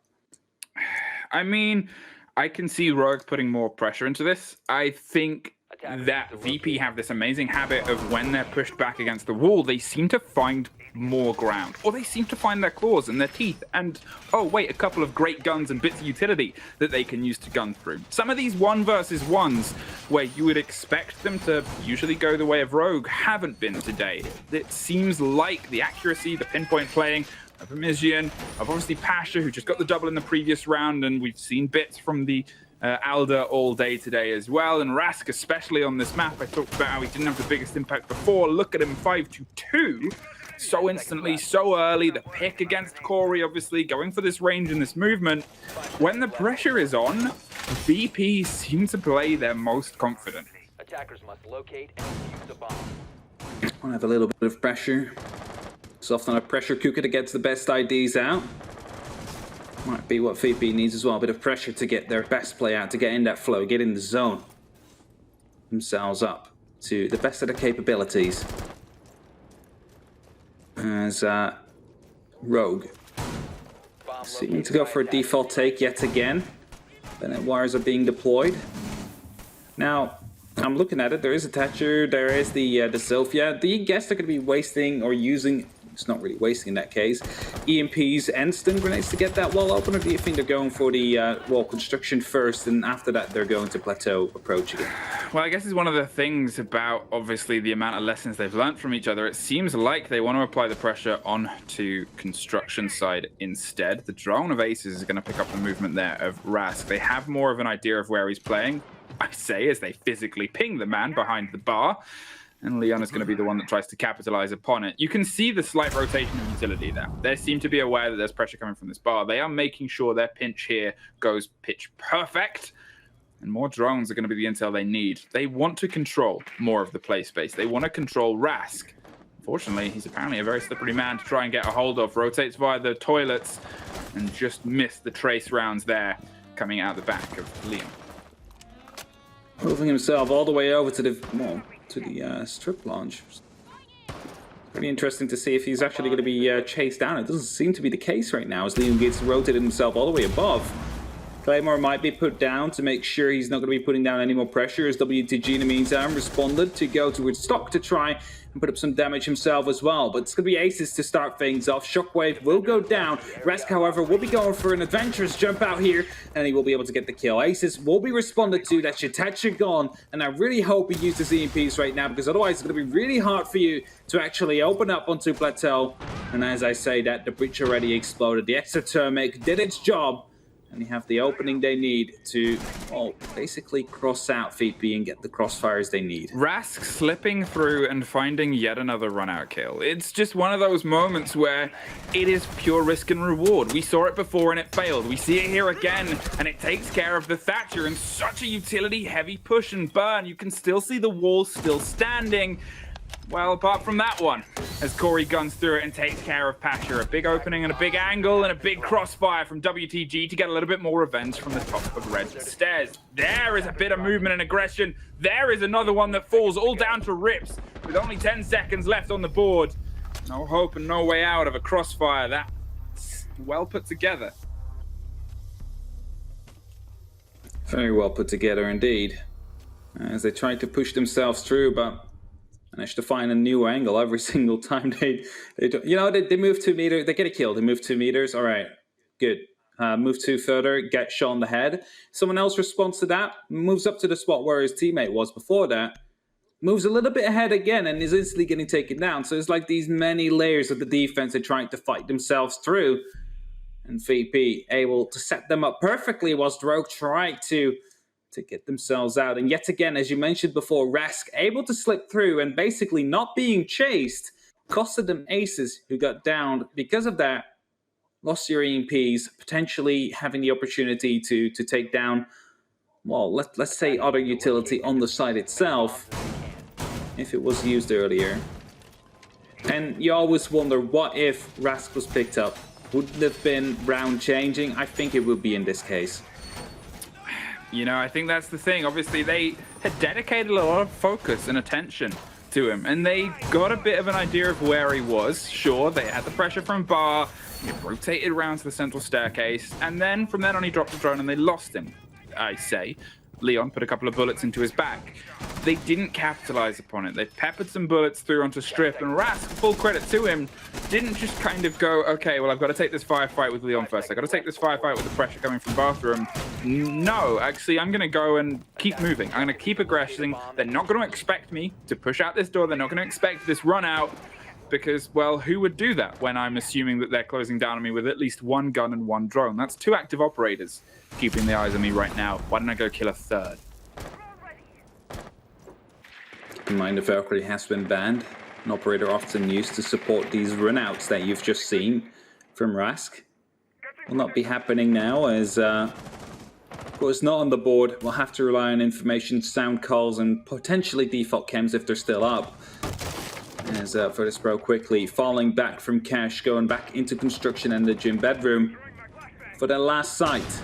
Fluke and Rogue, they attacked this before. They actually managed to win it before. What do they need to do to secure yet another round right here? Well, they currently seem a bit concerned about what's going on elsewhere. Rask is obviously still on the hunt, still on the roam, and still looking for trouble. And, well, the Claymores and the slight ideas of how they can stop the pace there isn't going to be in the right place, as Rask has continually changed and altered where they're going to be dropping in and out of. Coming down to a bit of a dug-in hold now with Jacuzzi Wall, I'm assuming, opened at this point. They've put the structure back up inside the bathroom. Yes, a big opening, a big angle, a big bit of reinforcement and hard work going up inside showers. And, well, a bit more left for the guns of Rogue to do.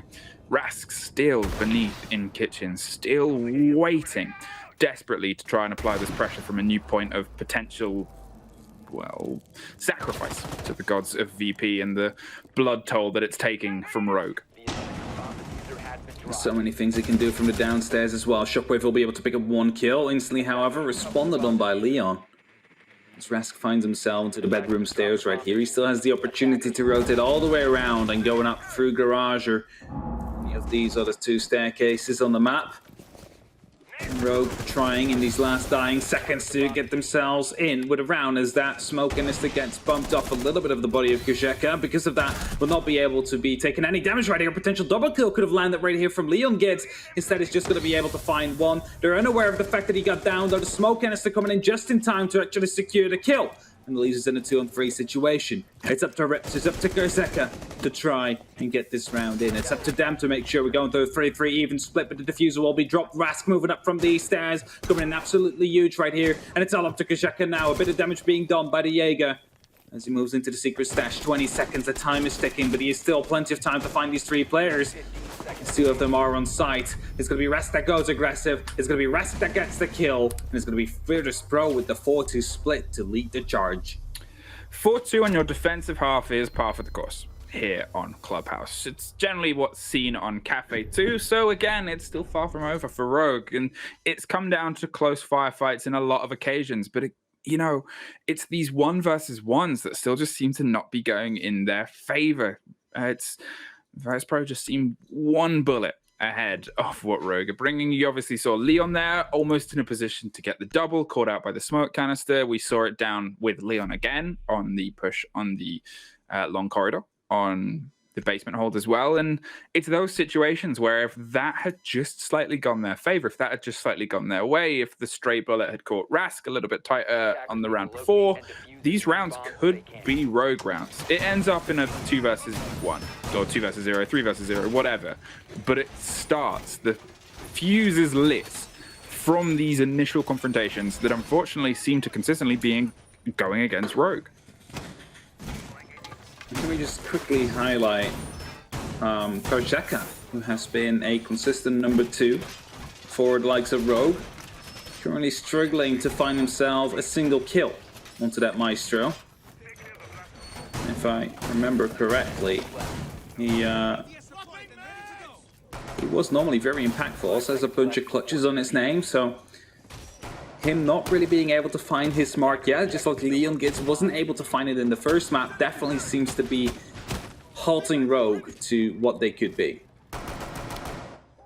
That's it, and obviously you look at the game that Rask is having, 10-2. As I said before, he couldn't quite find where he needed to be, but on his Jaeger roam, found everything possible.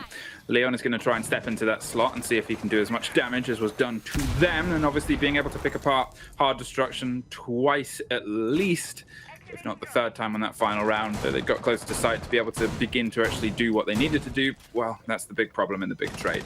Steady drone work coming out from Virtus.Pro. They want to make sure that they keep a control and an idea of where Rogue are, but with Leon on the deep roam beneath, that is the Rask plays, and that is what Jaeger can do here. We've seen a demonstration. Leon's got to try and step up and show us a masterclass if Rogue are going to want to pull this game back. And VP, all they need right here are 3 consecutive rounds. just 3 rounds in total over the next 6 to secure themselves that, well, let's say upper bracket final spot. Something that will be defiling a lot of the odds, as many would have voted Rogue, including us. Everybody basically said 2-0 2-1 for Rogue. And VP so far really showing that these 4 weeks have been used well, have been used more than well, as they managed to get that first map without hesitation and potentially are on the way for a second one. Rask is dug in underneath the body above. They're burning all of the ADS that they can, but Leon and Rips find one apiece, dodges and dances around the rain of grenades, and Leon is here to try and offer some support, but there is the cover from WTG. Second frag grenade goes up, and Rips goes down, actually caught on the escape there by Amizian. A great pinch and a great pincer, and a great way to pull yourself back into a 3 versus 3. However, 2 of you have taken a huge amount of damage. You've lost your Habana. You hope she's done what she needs to, and you've almost lost, well, you do lose your Thermite too. Everything you've got is all you're going to have when you go for the push. Sludge no longer has frag grenades. It's just a matter of trying to rely on the guns and the trades that so far have been pretty pleasant for you. Axis picks up yet another kill from the same angle right here as WTG finds himself from below. It's going to be 30 seconds left. Diffuser is dropped onto the mezzanines, and so will he. Corey from above will be finishing him off with the SMG, and Rogue will be picking up their first defensive round. We'll close the gap just a little bit up to 4-3. Only one away from bringing things back to even numbers. And to make it a sprint to the end, whoever is going to be able to get that win in first. Last map, obviously, we didn't really get a huge taste and test of how Virtus.Pro's attack had been put together. And in the same way, how Rogue's defense had been put together. Obviously, it was over quite quickly. I guess for me, what I'm more curious about is Virtus.Pro, because they lead their defenses with obviously a huge amount of aggression, as we've said. They seem electric across the control they want to have on the map, but in the same time, they have had a habit of having a core closed down. They bring anchors back when they need to. They know what they want their crossfires to be, as you assume all of the teams do at this level and do demonstrate. We haven't really seen how structured and how put together their attack is. Rogue, they've had these brilliant Rogue moments where they've pulled stuff together and pulled stuff back in the middle of a round when things haven't gone their way, but also things haven't gone their way, and, well, it really hasn't gone their way. Can they apply the pressure here to knock Virtus.Pro off before the lead into the third map? Can they tie a huge amount of defense rounds together so they can kind of say, well, if we hit defense and we hit defense with a little bit more of a possibility and a little bit more of a chance, we can hit those 3-pointers. We can hit from range. Attackers are moving out. You're saying can they, or can it happen? Can Dor thinks it can, as people have been sleeping on VP according to him. Wouldn't be surprised if they take the series. I mean, this moment, I wouldn't be surprised if they take it either, as they have been playing really well, but they really do have to get their attacks, chained up right here for this next upcoming map, or next upcoming 5 rounds rather. Do we know? As those will. Do we? I was about to say, do we know what Des predicted on this game? We do actually. He predicted the same. Rogue. Yeah. Do we know what Caliber Jacob predicted? He predicted VP to end last, I believe. Okay. So that means they're ending up first in the whole tournament, because right? both of them went against VP. It means VP are twice as likely to win things. I was curious if it was like the whole cat and buttered bread argument. The cat and bread? Yeah, you know how a cat always lands on its feet? And bread always on the better side? Yeah. What happens if you attach buttered bread to a cat? Oh. That's it. What happens if you put a Des prediction against the Caliber Jacob prediction? Who's going to be more wrong? Well, I mean, if they both predict the same thing. Well, that's what we need to get them to predict different things to test this theory. We might have found the answer to like an unending siege game. Hey, to all the physics and it's all the physics questions. Yeah, this is a big physics question. Let's get Gio and Milos in here. Now there is pressure. Not physics. This is more of a religious one as it comes down towards church, as they're looking to try and get that long angle opened. The slight pullback from Aces there. He wanted to swing onto the blue stairs, but he's not going to risk his life for it, which is fair enough, because, well, you don't have to yet. Big play space, big angles. Look at both Leon and Kajeka trying to hold on to the kitchen hatch. Bomb located by attackers. As long as they hold on to that kitchen hatch, that will be beneficial for them. I'm going to have to worry about anybody dropping through there, as they're seeming more worried about the fact that a blue push might be coming in soon. And look at the angle Rask is trying to gain into the player inside of Church. If he manages to find that kill onto Corey, that will be huge. That is going to be the smoke gone if that happens. And instead, WTG will be taken out. Shockwave in an instant respawn yet again. Ace is not able to live long after his first initial kill. Recurring theme, it seems like, as the grenade will be caught by the ADS. Pasha will be down by the spray of the T5 SMG. Alien gets going aggressive right now, going through the rotation, dealing a lot of damage with the rest, but not enough to actually get that kill down. Diffuser upstairs as well, and they don't have the kitchen hatch open, so they have to go around and grab it and get themselves back down with only 15 seconds left on the board. They have barely any time to find themselves in. All they have to do now, because they rotated background, is burn utility and just try and push through the openings that they have. But there is Leon round the back of Pipes and round the back of VP to get another round for Rogue. Gotta say, it's very smart of Leon to move up these stairs here in this stage of the round, really, because all control they had and all time they had available to them would basically hint at them dropping through Moto. And if they did, you have the opportunity to either move above that hatch yourself or to go down these stairs again and to try and get these kills in. Exactly what he did. Managed to get 2 down as he dropped the diffuser straight away. And that means we are all equal now. 4-on-4. We get ourselves a match in our hands. It's not going to be another 7-2 in the likes of VP, as they really need to battle right now to get these last remaining 3 or even maybe possibly 2 rounds in. Of course, not sure what the OT picks were, but I would assume that Rogue would be starting out on the defense. So VP are looking to close this out in the next 6 rounds. 4 rounds. You okay though? Yeah, sometimes math is hard, you know, even for Statman. You know, it's weird that Statman's making mistakes. But that's why I instantly correct myself You are. within a second. It's like your power kicks in. Yeah, It's not. quick power. I mean, yeah, with great stat power comes Siege GG responsibilities. Okay, I was going to say, I know what's coming, but not the exact amount. Holding on to a wide hold here on the top floor. When we saw the gym and bedroom lockdown from the defense of Virtus.Pro, they were a little bit more claustrophobic about it. They seemed to build everything up, obviously, around the gym bedroom set itself. They had some aggression swing between logistics and construction, but they didn't put too many bodies in terms of an extension towards CC. Here we're seeing a huge dedication of utility. A lot of hard has gone down, and, well, it's whether the bodies are there to back it up or whether they're going to try and capitalize and close down against the push of VP. The big roam, obviously, was a constant cause for concern for the players of Rogue when they were on their attacks. And, well, I guess it's seeing if they try and duplicate it on their defense. Aces, for now, is playing just on the top of the red stairs, waiting for any intense pressure and making sure that they can burn as many ADS as possible. The 2 were my discs on the roof. They know what hatch they want to keep a hold of. They know where they want to trap utility, and they know that they're going to dig in over here. 2 minutes, a lot of utility being used here. Rogue holding steady and very determined of holding onto this cache in the red stairs. As a lot of utility will be used. Pasha moves in right now, is behind the shield, has that cover in his favor, and will be able to pick up the kills well. Aces goes down, and that right now basically turns an issue towards Corey, who finds himself stuck. But as I say, that him and Liam Gibbs will be able to pick up some kills. He gets another one to come down, as Rask will be taking a little bit of damage from the vertical hole.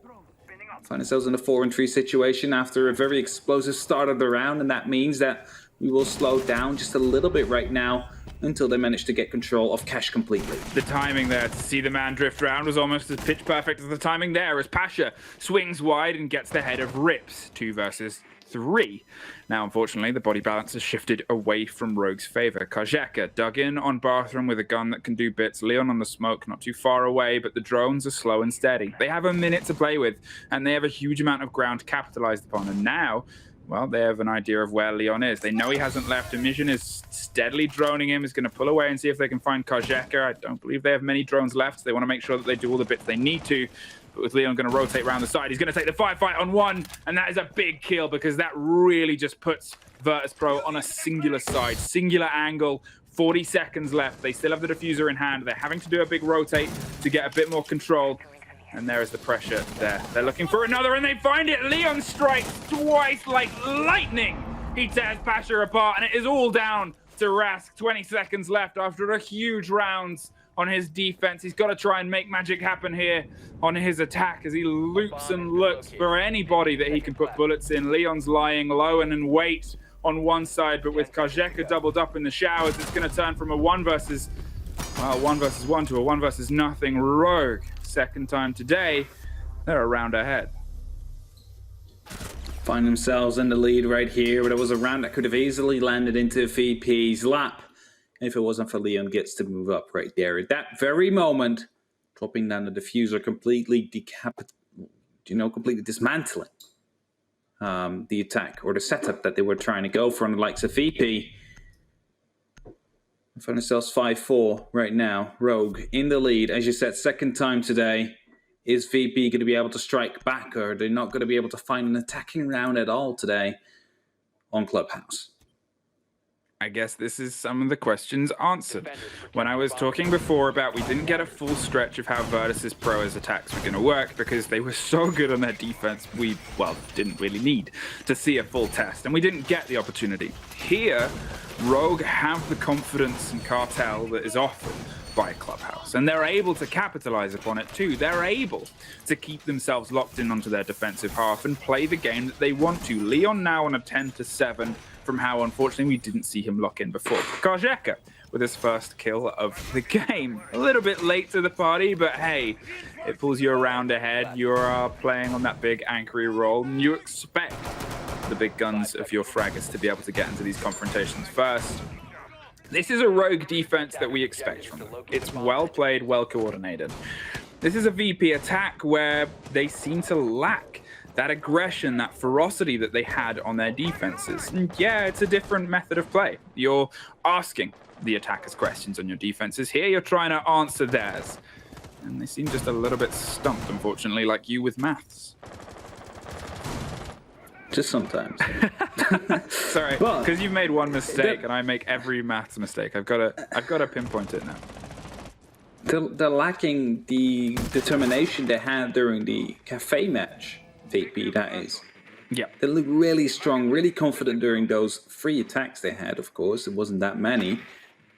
But we haven't seen any of that yet onto this Clubhouse. And it's about time you show it now, because otherwise you might be heading towards OT.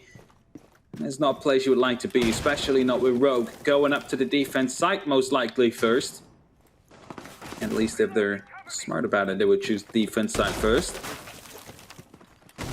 There's VP taking the construction control here that they need. And soon they will be opening up as well with probably the Hibana as the Excaliburs are plenty to do so. Well, the roaming Jaeger is taken care of first. Leon, after a slight reign of terror, is put to sleep for just a moment as Virtus have a bit more of an idea of how they want to push this. And they're not going to take the big utility burn they tried last time. Remember how it was just a lot of pressure onto Rips on that second story? Here they're going to try the plan B, opt for this construction push, opt to try and maybe take the slightly weaker side of the defense and, well, up to try and take out Corey, which does obviously not go in your favor. There's a jump out and there's a huge risk from Aces. Who cares if it's an active firefight at the window? Throw yourself out. The bullets are all the intel you need. You know where they're at. Bullets create that sound indeed, and it's all you need as Rips will be able to pick up yet another member. Shockwave will fall. That leaves us in a 2-on-4 situation. Smoke canisters will be deployed. The diffuser is down outside of the window, and that means that Mission needs to go and retrieve that one. First putting in his drone, getting as much information as he possibly can, as he now knows the position of 2 of these members. Flashbangs will be tossed in, but eaten by the Wamai magnets to some extent. C4 gets popped in, is not going to be able to deal any damage. Corey will take down WTG, and that means it's all up to a Mission now. A 1-man army. Is he going to be able to get it? That's the question, though. He starts it off strong as he gets the first kill to Corey. It's 18 seconds left. Is going to be able to spot the second one? Nobody knows he's behind the shield right now. A quick pre-fire is all he needs. He's not going to be landing it. Rips will be able to pick it up, and that means Rogue is going to be on map point and is looking to push us towards the map number 3. And VP, they're struggling on this attack, aren't they? I think what we've seen now is the weakness in what VP's playday has been so far. Their defense, unbelievable. Well put together, especially on Cafe. Here, it was slightly more contested by Rogue. They were able to, again, come down to these split-second decisions that worked or didn't work against them. At this moment in time where you have Rogue playing on their confidence, look how strong they have become on this second half. You see Aces doing those jump outs. You see Leon taking control of huge swathes of the map, pulling back, pushing again, manipulating a play space that to them seems just second nature. How do you respond to that as Virtus.Pro? You have these great standout moments, sure, but they haven't been able to find a way to get that translation. They can't find the correlation between aggression onto their attacks that matched, then mirrored their fantastic defense. And, well, maybe it's just the slower pace on a map like this, and maybe if we do find ourselves on Oregon, if they can't lock it out over the next 2 rounds, well, it will be slightly tighter corners, slightly tighter play spaces, and slightly tighter maps that might work back into their favor. I'm not sure who goes first on attack or defense, so we'll just leave it up to the air, unless you know. We leave that up to the air because I do not know. Okay. Either. But something that I think I know are Rogue on the attack on the actual overtime. So that means they need to close it out now. I mean, that's the thing, because you look at this as a 2-part thing. Because if you're heading over to Oregon, if they close it out now, Virtus.Pro, they're staying on their kind of defense. They're starting on their defense, which has been very good for them. But at the same time, Rogue, if they take it, then that's 5 rounds in a row. That's so much confidence for players that can be built and structured around confident play. When they are on a tear, they are ethereal. They are so hard to stop doing what they want to do and going where they want to go. They didn't seem to have that in the early rounds. They didn't seem to have that in the early doors of Cafe. They have that now. If they can bottle this and keep it for their attack rounds next map, they might be able to find a lot more success as predicted. Now, something I would like to highlight is that whoever has the best round differential, I believe that is still the case, will be getting the choice of site for the third and the decider map. Now, given the fact that VP already won 7-2 in the first one, they are unable to lose that advantage, Fluke, and that means that might be the little advantage they need to secure themselves that third map if this one goes into the hands of Rogue. Yeah, there's a lot of talk about how you would expect it, and I guess expectations have belied and belittled us all throughout this today. You wouldn't have seen it as a 1 map up for Virtus.Pro, but, well, it was. And it wasn't just a great map for them, it was astonishing how well they're able to take control of Dostoyevsky. I guess it's Russian territory, and they made sure to mark it as such.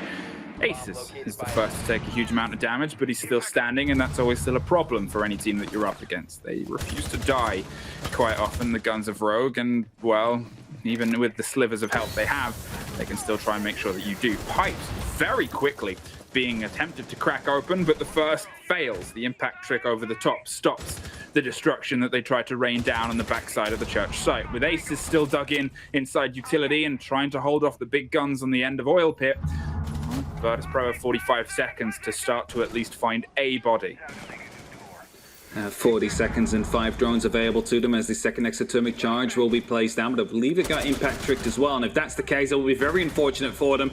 Aces starts things off, Leon gets and follows up as well, but it's Pasha to come in for 1 return at least. It's going to be 30 seconds left, and while VP, they really need to hurry now. They cannot afford to lose this round if they want to push this up to overtime. It definitely seems to be storming into that way as Rogue have that 1-minute advantage, and there's literally no control for VP over the actual site. They have no way in, and they really need to find one soon. It's going to be Shockwave to move through, able to pick up that kill, turns it back into equal numbers as he picks up yet another one. It's going to be Pasha to move through. Is he going to be able to find the last one as well as he swaps to the bearing 9? No, he gets taken down. It's all up to Rips right now. The time runs out. Rogue will win it. There was not enough time for the player to rotate around, and that means that good halves are coming out. Rogue will be pushing us to map number 3. At the moment, it seemed like the attack of Virtus.Pro was starting to gain some ground. I did a full gasp there. I heard it. That was a full gasp. That was... Imagine it coming down to the wire when someone's just lying on the floor and waiting for... Oh, God. Oh, no. Oh, no. Here they come. Uh-oh. you are so lucky you have an Alder in hand, because the amount of bullets you could have put down in that situation. Rogue 7-4. It was dicey at the end, but it was confident from you. And that was a confidence I'm sure the Rogue fans in chat, and I believe the Rogue account and team is here as well. I bet you're a little bit relieved to see it there. I really think they will be relieved with that one, especially after that first map was so decisive into the favor of Virtus.Pro, and well, they managed to get a 4-2 split on the board as well in this first half. And you would be thinking, would it be a 2-0 for Virtus.Pro to come down? Well, not the case, as Rogue struck back. They managed to get that one map in, a 7-4.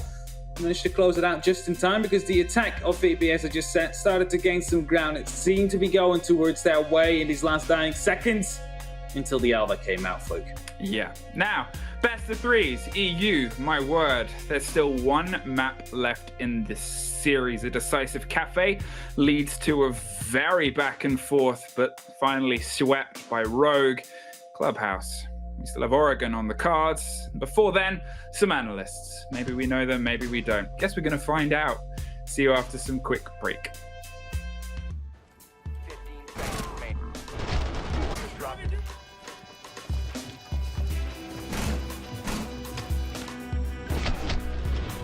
Attackers, defender has left the area.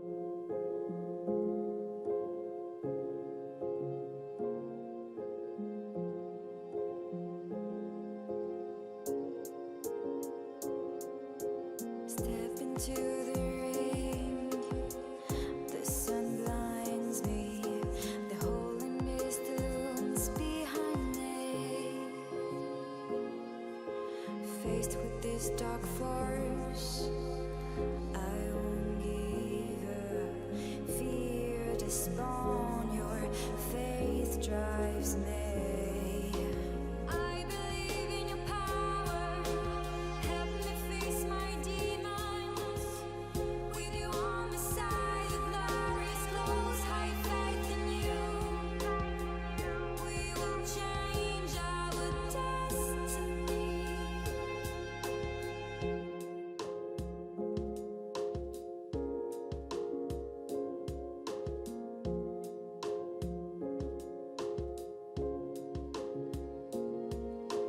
We'll defeat them together for justice and pride. I follow your trend and your instinct will be the best. I feel love, you feel listeness. Together we'll overcome.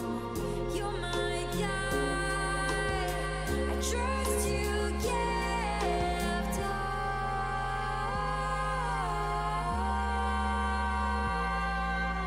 I believe in your power.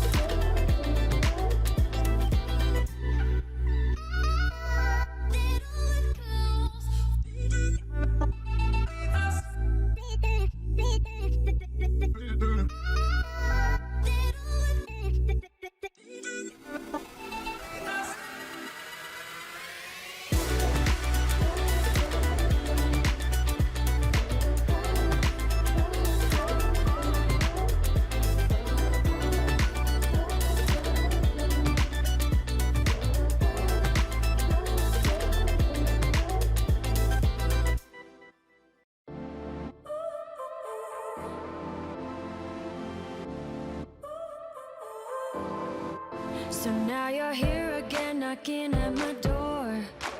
A little too late for, I'm sorry for. The lights went out cause you kept cutting the cord. And I started to fade into your gray. See, I finally opened up my eyes, and I saw me coming back to life. That I'd be better without you inside. It's time to be someone I wanna recognize. The future starts right now. I made a reservation, but you never came, so I'm checking out. The fire you stole away, I know one day we'll come back around. The future is now.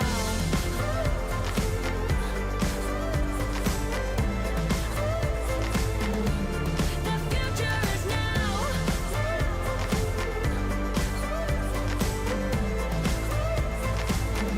The future is now. I waited for you in the passenger seat. There's only so far I can ride in your dreams. While you were chasing everything else but me, I'm starting to break out from your gray. See, I finally opened up my eyes, and I saw me coming back to life. That I'd be better without you inside. It's time to be someone I wanna recognize. The future starts right now. I made a reservation, but you never came, so I'm checking out. The fire you stole away, I know one day we'll come back around. The future is now.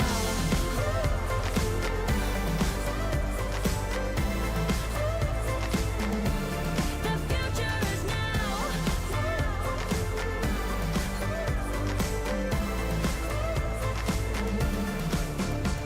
I'm not backing down, cause the future is now. Not backing down, cause the future is now.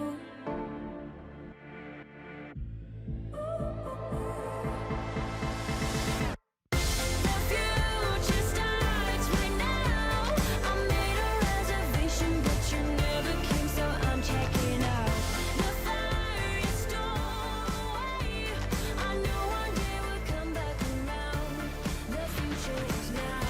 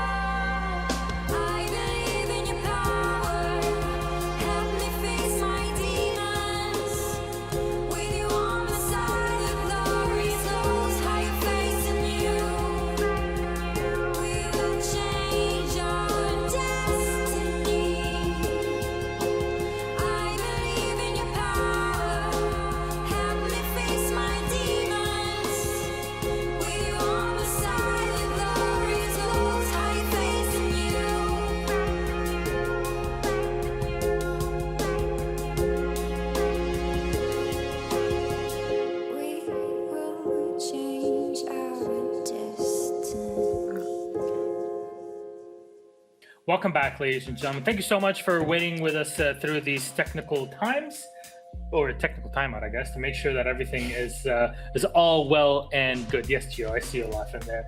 Guys, What? we're back. I've never laughed in my life. We're back, okay? And so far, the last laugh has not been made in our match between Virtus.Pro and Rogue. Thank you very much, Gio. Very much appreciated. Honestly, looked like a completely different match after watching Cafe. To be fair, you could say that Rogue looked like two different teams within the same map there. Round 5, Rogue were all over the place. We saw Rask allowed to roam off into strip, not chased down by Leon. He was drawn by Rips as well, and they just let him go. And then he runs out and gets a huge kill onto Aces, who's left himself exposed. And it's as if Rogue just weren't talking to each other. But then we see them in the second half come back and absolutely start to decimate Virtus.Pro. And right now, I'm starting to wonder whether Virtus.Pro have maybe just left this a little bit too long to finish them off. And Leon, Aces, they're waking up, and this could be big trouble for Virtus.Pro now. As you say, Aces and Leon really were those linchpins for Rogue in the latter half that made them look so much stronger. One of the really big issues that Rogue had on the first half was, as you kind of alluded to, not clearing out Rusk, but it wasn't just on the fated round 5, which we had a lot of ranting about behind the scenes, but also earlier on when we saw those Church Arsenal pushes where Leon just couldn't clear Rusk out of blue consistently, and it meant that he was always there at the very end of the round to pretty much be securing the final kills as well. He was just a huge part. But when you look at Virtus.Pro coming in on the attack, because of how Rogue were playing, the really key player who was kind of shut down from this perspective was a mission. He didn't necessarily die early, but he wasn't being able to receive the support he required from the rest of his team to do his job. The fact that there weren't any plants that were made by Virtus.Pro was huge. I mean, what is it? 4-2 at the half for VP starting off on the defense, and then once you go to the defensive side on Clubhouse, it just seems like Rogue got what they needed. They were suddenly that team that were willing to take the risks, right? Tim, you talked about it in map number 1 on Cafe, that they just didn't seem that they were trying to get that head start, and yet on their defense on map 2, they were jumping all over the place and finding the kills that were also necessary. I mean, Aces in, I think, round number 7, if I'm not mistaken, man, he just vaulted out of CCTV and got a kill on the Habana that was standing there. Pretty ballsy plays, I have to say. It certainly was, and that could be the big defining factor here right now. And I used the phrase already, Rogue have woken up. That's how it looked in the second half, and that's why I say maybe Virtus.Pro haven't put them to the sword quickly enough. And that's not necessarily a criticism, you know, that's not necessarily their choice. If Rogue start waking up, it gets very difficult to finish them off. But if that clock has been ticking and they haven't got it over the line before the bell rings, they could be in big trouble coming here to Oregon. You know, we've seen them already play on here. We've seen Rogue get the win. It was very close, 7-5. But for me, the big difference Rogue need to bring here versus the last time they played Virtus.Pro on this map would be they need to be less predictable. We saw, and Gio mentioned it earlier, the big Nitro kill that Leon had from Classroom up into Master Closet. It was great, but then he tried it again and he tried it again, and Virtus.Pro adapted and reacted well to that and shut him down. And so for me, they need to be much less predictable here to Rogue. But right now, that's exactly what Aces particularly, and Leon as well, are looking at the minute. This is the big balance that's going to have to be found by these teams, is because they've obviously played this map against one another before, and because Rogue got the win on it previously, it is going to be about who can read the other one the more steps further ahead. As you mentioned, there was the fact that Rogue were able to get some of those really cheeky plays, but then Virtus.Pro were very quick to adapt. After we saw that happen with Leon back on Oregon in the regular season, that's when we saw a more thorough roam clear come out from Virtus.Pro, and they were actually able to coordinate a lot better. We saw the Kid Storm's attacks particularly go way more in their favor after that, especially because Rogue just failed to really bring any wall denial. They couldn't get their impact tricks right. They couldn't really pull it together after they were prevented from being able to rely on the C4s. One thing I'd be very afraid of on Oregon, and this we can go back and look at Rogue versus BDS and play day 5 of EU League. You know, 5 rounds on attack that Rogue were able to to grasp, really. They just seem like they're so comfortable in finding the information and preventing you from rotating away from a cornered spot where you are, maybe on a site, or back to site where you might be needed as a defender. That's a strength that Rogue really showed in that game and continued on Oregon in general. And it's a really important point, Milosh, as well, is at the minute attack is more difficult theoretically on Oregon. It's a newer map, and so it takes time for the attackers to get familiar with breaking down those defenses. So if Rogue are comfortable on attack, then think about how they're going to be on defense, and it could well prove to be a big stumbling block.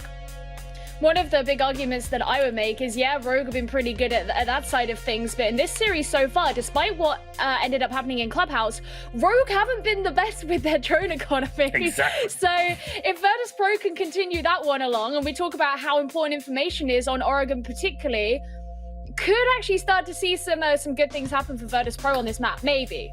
All right, so given how this game has gone so far, right? We've seen the ups and downs. We've seen the 7-2 on Cafe, VP really running away with it, a 7-4 on Clubhouse.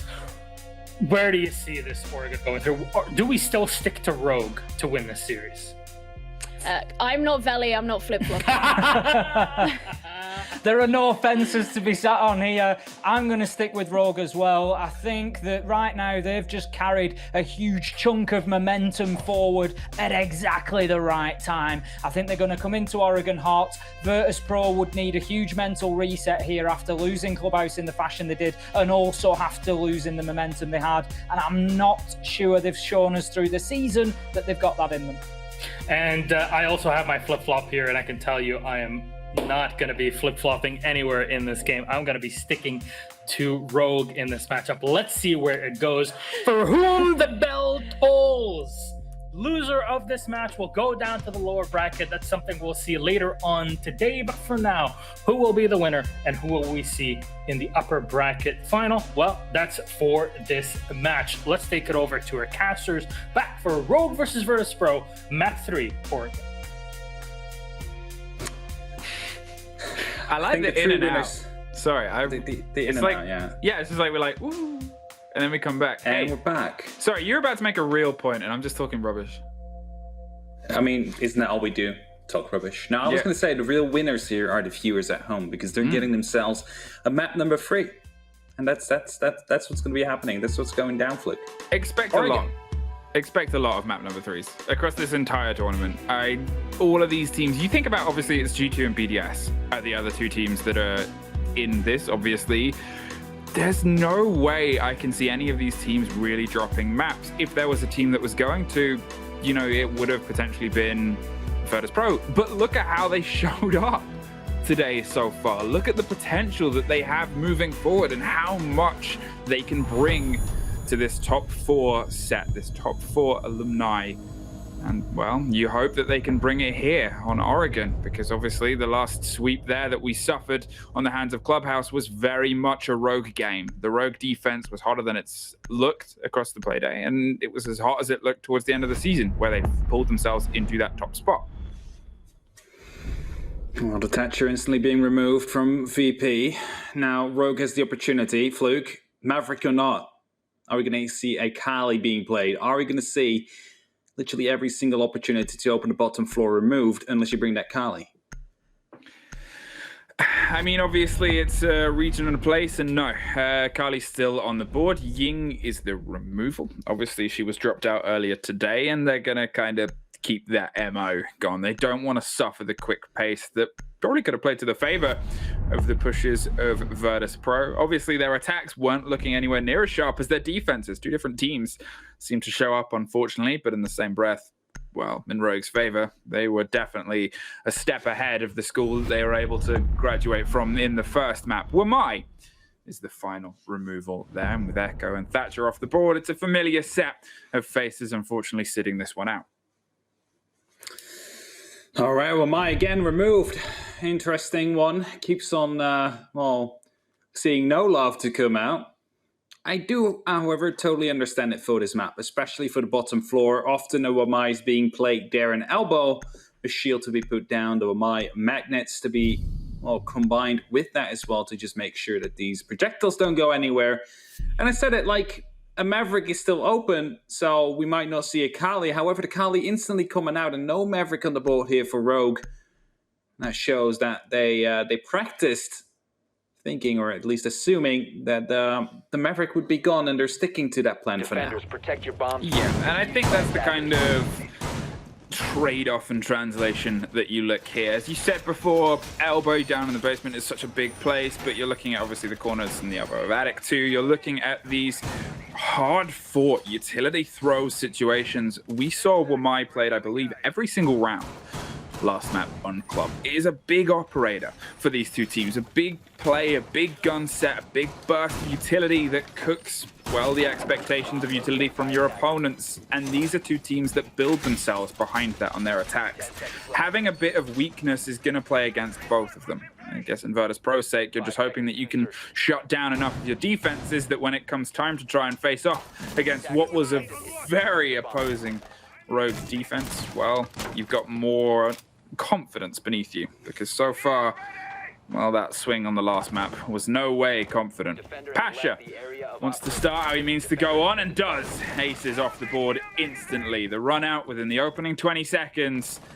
Oh, this map is just getting started. It is just getting started indeed, and that is going to be the entry frag gone. Rips tries to chase him down with that drone, but he managed to get himself in the bottom floor, and he'll be rotating out. Liam Gitz will be opening up one of these windows, but as we have a little bit of downtime now, can we highlight the evil eye that has been placed in the doorway from from attic? There we go. Some might think, what a strange place to actually put that evil eye down. But it's really hard to hit with your impact or breaching round, and it will be giving you information of both attic and trophy. So it's a very information-heavy evil eye there. It's hard to take out. Yes, of course, it does stick out. It's really easy to spot, but I think it might still be worth it. But we'll see that later on this round. Now comes the pressure, and well, there's an AWP you wanted to see swung in the hands of Corey. Big guns, although people get mad that I call it that. Here comes a response from Rogue. They weren't quite as sharp across their attacks today, but one of the things that I was really curious about seeing was if getting such a concise and under their control round as what was their other swing in terms of their defense gives them some confidence on their attack, gives them that bit of pressure to put a little bit more against what was a very good VP defense. Doesn't start well there, as a Mizian, who has had such a stormer of a day, is able to take care of Leon, who unfortunately hasn't been able to have the same kind of credence that has been put beneath him. Well, as Corey has been affected with the CSRX 300, it's going to be the impact trick that does eventually succeed. Wave managing to survive right there. A little damage being done onto Pasha from above. Rips. And we'll to rip into him a little bit, as Corey will be coming in with the sniper rifle there, but it's not going to be able to land the kill. Jumps in aggressively right after. Could have cost him his life, but he's surviving for now. Taking that bottom floor control, and that will give them the opportunity to actually go for that breach. Shockwave is not aware of the fact that someone is peeking on his left, doesn't see it as well as the barrel sticks out. Now he does. Goes aggressive, picks up one, goes across the rotation right here. Might be able to pick up the second one as well. No, he falls as Rips to pick him up. Corey then to respond with the C75 auto as well. And we're finding ourselves in a 2-on-2 situation, and now you see how effective that evil eye can be. Is going to be giving away so much information onto the position of Rips, especially as he peeks that door in a second from now on. And there's nothing they can do to try and stop it. W to G picks up the kill to Corey. That turns it all up to Rips right now. His position is known. There's only 8 seconds left as he tries to go for these last 2 peaks in a row. But as the plan goes down, his booty will be sticking out. Pasha gets the kill. And it's going to be VP with round number 1. Well, it continued, I think, as we mean to go on. A very close 2 versus 1, 2 versus 2 firefight that led down to just being 1 step ahead and 1 bullet ahead of the curve against each other. A little bit of a mess, I think it's fair to say. Obviously, when they tried to take control of Maestro, who, well, had a body either side. It's that confidence of angles. That's what led to the mess, is they were never really sure if they could swing wide onto the door because, well, chances are Virtus.Pro have a cover that they're either aware about or not. It doesn't matter. That's the game that they've been playing so well throughout today, is the cover, is the trade, is that synergy of I have this angle, and if I die, you have this, but you have to cover this, and yada, yada, so forth. Prep days, practice days. This is it in motion. And, well, this is how well it can rock the boat of the attacks in the opponents. Another well-placed door frame Maestro Cam is going to give them a big eye across the plethora of angles that this flat firefight can offer. They have the other one by the back of Pillar 2 to put an eye towards blue. It gives them, as you said, a huge amount of intel, huge amount of aggression, and makes things a little bit tricky for the attackers to get solidity and comfort when they know the guns of Virtus.Pro are so adept at just swinging onto intel. 10 seconds to go. First round done. Map number 3, the all-deciding map, who will be going down to the bottom bracket and who will survive to go up against the winner of G2 BDS. VP find themselves 1 round up on the defense side of Oregon, as the Electroclaw will just reach that hatch right there, and now they will confirm that, okay, if I throw it there, it will be electrified. And you see the shield being put down an elbow, 2 ADSs to go with it, making sure that that control stays within VP's reach, and even if they lose it, and that's what I like about this setup, Fluke, and it might not really stand out to many, but often a smoke plays in this position, right? And if he falls off, he will be throwing a smoke canister to make sure no one will be running through. But if you have a Goyo shield there, it will actually burst down in flames, meaning that you can spare your smoke canister if you want to go for the reinforcement, because they're not going to be running through the flames either. A little addition there, and you can even follow that up with a smoke canister as well. And if someone wants to push through, they're guaranteed to die right after. One of the things that I will say about the Goyo is it was highlighted very early on by our analysts as a big operator, and it's often been banned against Virtus.Pro. A lot of teams know that they use him quite a lot in a lot of their plays. Not that it's a crutch operator, sure, but it is a favored one. It is a favored play style, and it is a fantastic operator. A lot of teams bring it. They are the most frequent users of him. And so far today, we haven't really seen him have the impact that he often does for their defenses, whether it's just because it's a slow and steady approach and they are still winning their defenses, so it might just not be as fully tested as it usually is. By Leon, blown out of the bottom of T1 as Mission is just going to rotate back round. Might try and find the second firefight here, but the concern is coming from every single angle. Oh, no. You can't take a few more steps. You're trapped in the corner. And flashes are actually going to buy him the second that he needs to escape as Aces gets dropped, but Corey finds the trait. This is dangerous, though. Look at that. The shield will now be down. There's no reinforcement to follow up, but it's going to be Rask with a beautiful kill to come through. And as Leon earlier in the round received his explosive birthday gift, it's only up to Korzeka and Rips right now in a 2-on-4 situation to try and salvage this round. We're playing downstairs to Scylla Roamer in T3, I believe. Ready to come down any second now to come down into Korzeka, who's rotating around. Going up to the laundry side of things, hoping to get some impact from there on. As Rips will be too late now to actually reply to this reinforcement to come through. Rask will succeed, and that means there is limited entry points now that Rogue needs to or can actually deal with. But it does allow them to do this. Get in close and apply the breach. Obviously, there is still Kaid on the board, but he's not in a position, if he was going to try and trick that, whether he's got any left to actually try and stop the flow. Pasha is instead just going to wide swing on and put them into a 4 versus 1, all down to Korzeka, a player who unfortunately hasn't been able to have the same impact today that they've had throughout the season, has everything on this round to try and pull it back into their favor, but with only 5 seconds left, it is nothing more than bullets in the wind as Virtus.Pro take their second. There's nothing he could have done there. He might have been able to get 1, maybe 2 kills, but look at the shield, look at the angle that Emission had with that TCSG. And they'd be thinking that the pixel angle's not often that like super effective if you're using an automatic, but if you're using that TCSG, you're getting a large bulk of damage out with every single shot that you actually hit. So I like that part of it. Is the right weapon to play on such a situation. 2 in a row. 2-0. 2 in a row. Indeed. That's obviously, if we're talking reminiscent of the first map that did go the favor of Virtus.Pro. They lost their tertiary bomb site and then from then on swept the remaining rounds. Last map, it was obviously a 4-2 on the split instead of the 5-1, but it was a little bit more back and forth earlier on. Here, that was a very, very solid laundry hold. It's the thing, though, of this game is the expectations now, just from this play day alone, not citing any other statistics, is their defenses have been what is the driving force of today's play day. Whether it's a confidence thing, whether it's just how these two teams butt heads, we know that they're capable of aggression. At the same time, the stats are showing that they feel more confident, more controlled, and they're lacking that synergy and energy that has otherwise led to these unbelievable attack rounds throughout the season so far. Whoever finds that sharper stick to prod the opponent's defense with is going to be the one that takes it. And Rogue have 4 more attempts to make their mark here. It's the story as old as man. Whoever has the sharper stick wins the battle. As Virtus.Pro so far seems to be having the edge right here. 2 in a row. Not seeming too contested in these 2 past rounds. Looking to get a 3rd in a row right now as well. Complete the full site rotation. They managed to do so. We'll be in for a good time on the defense here in Oregon. But of course, it's an age, a tale as old as Siege. It's a defense-sided game by default. And that means that, well, with the exception of one map, of course, that Virtus.Pro, they're looking for 4, maybe 5 rounds to get themselves comfortable in the rest of this map. If they find any less than that, Rogue have every single opportunity of taking it completely.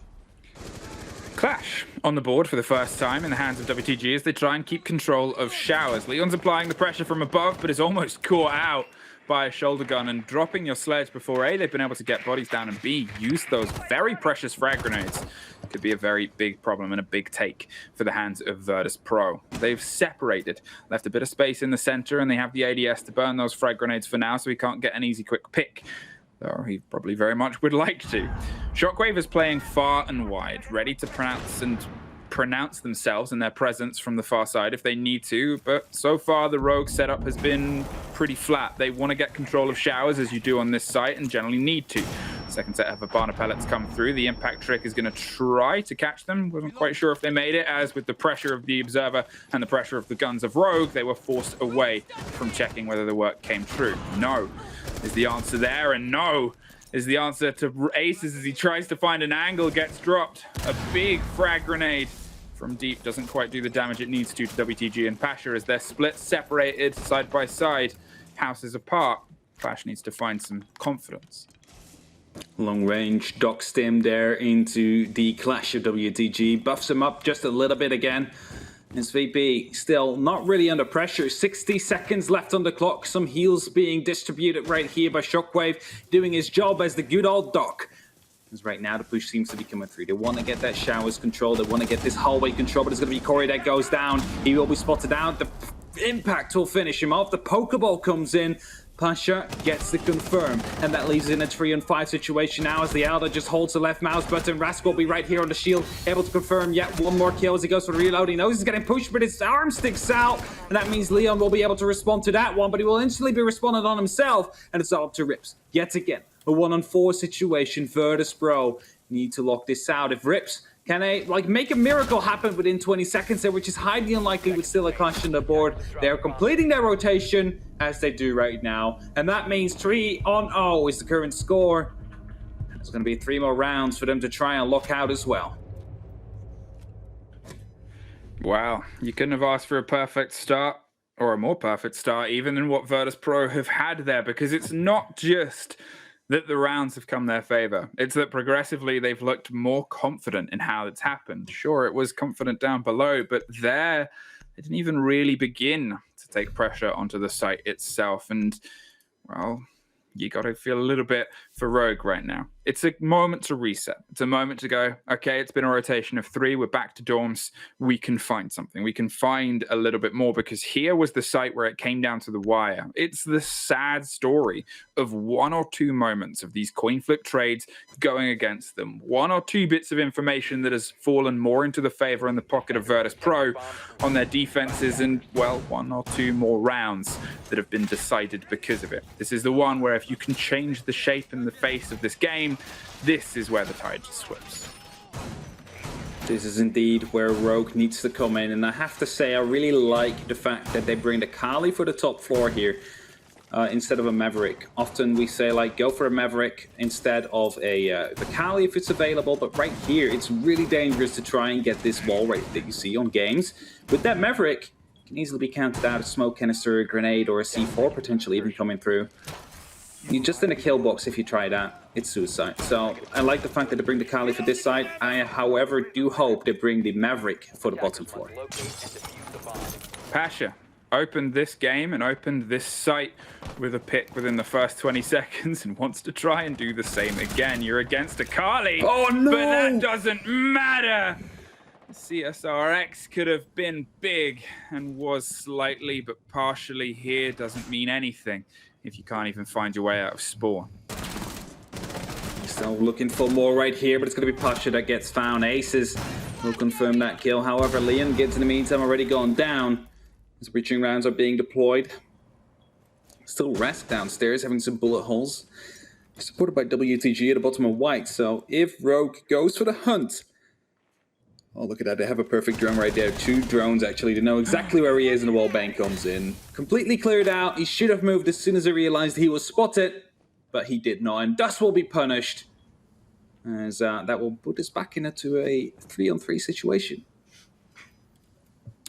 Wow, slow and steady for what is maybe the first time we've had a little bit of quiet in this game since that opening pick. Ever since then, there's been firefights almost every 10 seconds, 15 seconds. Here is a breather for the 3 versus 3 as Rogue realize they need to swing this, and if Virtus.Pro can keep this trend on, wow, they can punish Rogue for moments like that. Aces off the board from above, and another one falls into the hands of Virtus.Pro. The Alder has been such a big gun and such a big bit of utility, as Maestro often can be, but here the control that has been offered and taken by Virtus.Pro is continual and consistent, and has really just stumped the push of Rogue often across multiple different maps. They have walk-in open now, and Rips is looking for a bit of a crossfire as they try and take control of the opposite side. A drone is still pushing ahead from the hands of Kajeka, but the Maestro cam on the doorway is bleeding information out of the pockets of Rogue.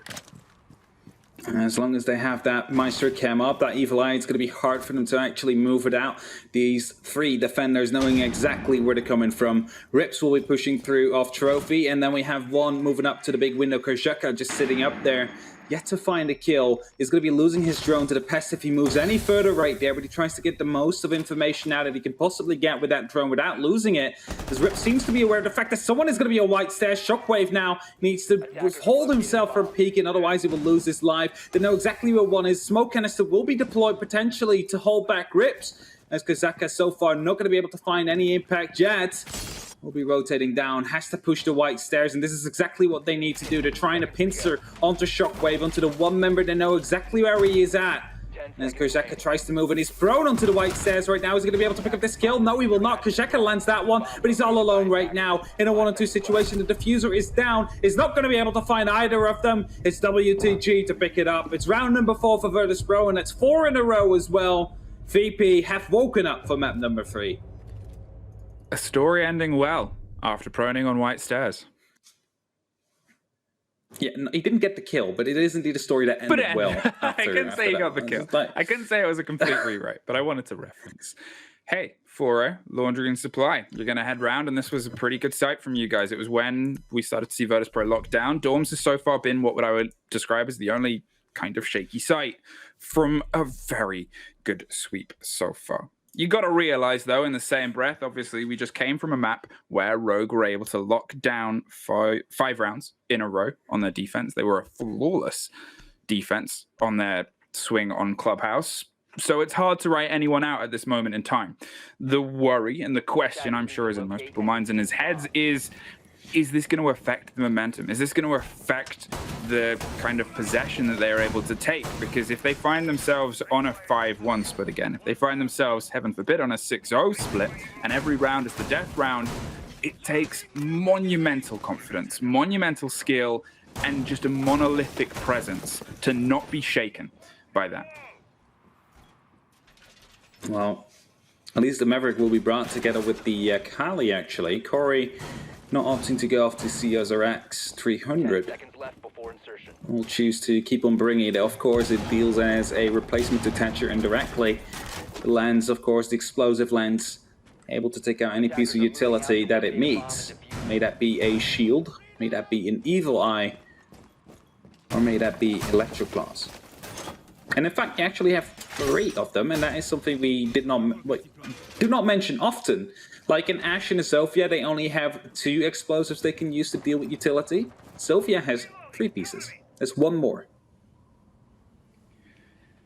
Well, Rogue, you have 2 chances to be able to get yourself on a split that is considered the norm for a map like Oregon. And unfortunately for you, your best was your opening round there. It's twice, to be fair, been on 2 versus 1s. But they had a little bit more of a swing and hope. Goodbye, Rusk. Good night. Almost a good night, a man who was so unexpecting he had his utility open, but Leon doesn't care. Leon has decided he needs to start killing people. I think it's about time he does. He managed to find 2 of them very early on. One with the grenade, one with the SMG, just chasing him down the staircase. Player in Harry Potter wasn't spotted, of course, so he will survive, and Pasha still on the roam. And then you're looking at this, and now it's like, now the big question here is, Fluke, will they complete their full drone clearance, considering they have the double entry, or are they going to be sloppy and let Pasha live? If Pasha is allowed to continue, he might come in right here and pick up 1 or 2 kills. And it doesn't seem like they're aware of the fact that he is right here. And as he starts moving down, he might be able to pick up Rips, or even Liam gets, or even the player right there into the kitchen as he's about to move through. There we go. Aces goes down, goes with the C4 kill. That's going to be a kill landed as well. Rips goes down, and so we're in a 3-on-3 situation again. And this is exactly what I was predicting. If they are getting sloppy with their drone clearance, Pasha will come in for a big play, and it's exactly what he did there. 60 seconds left, Fluke.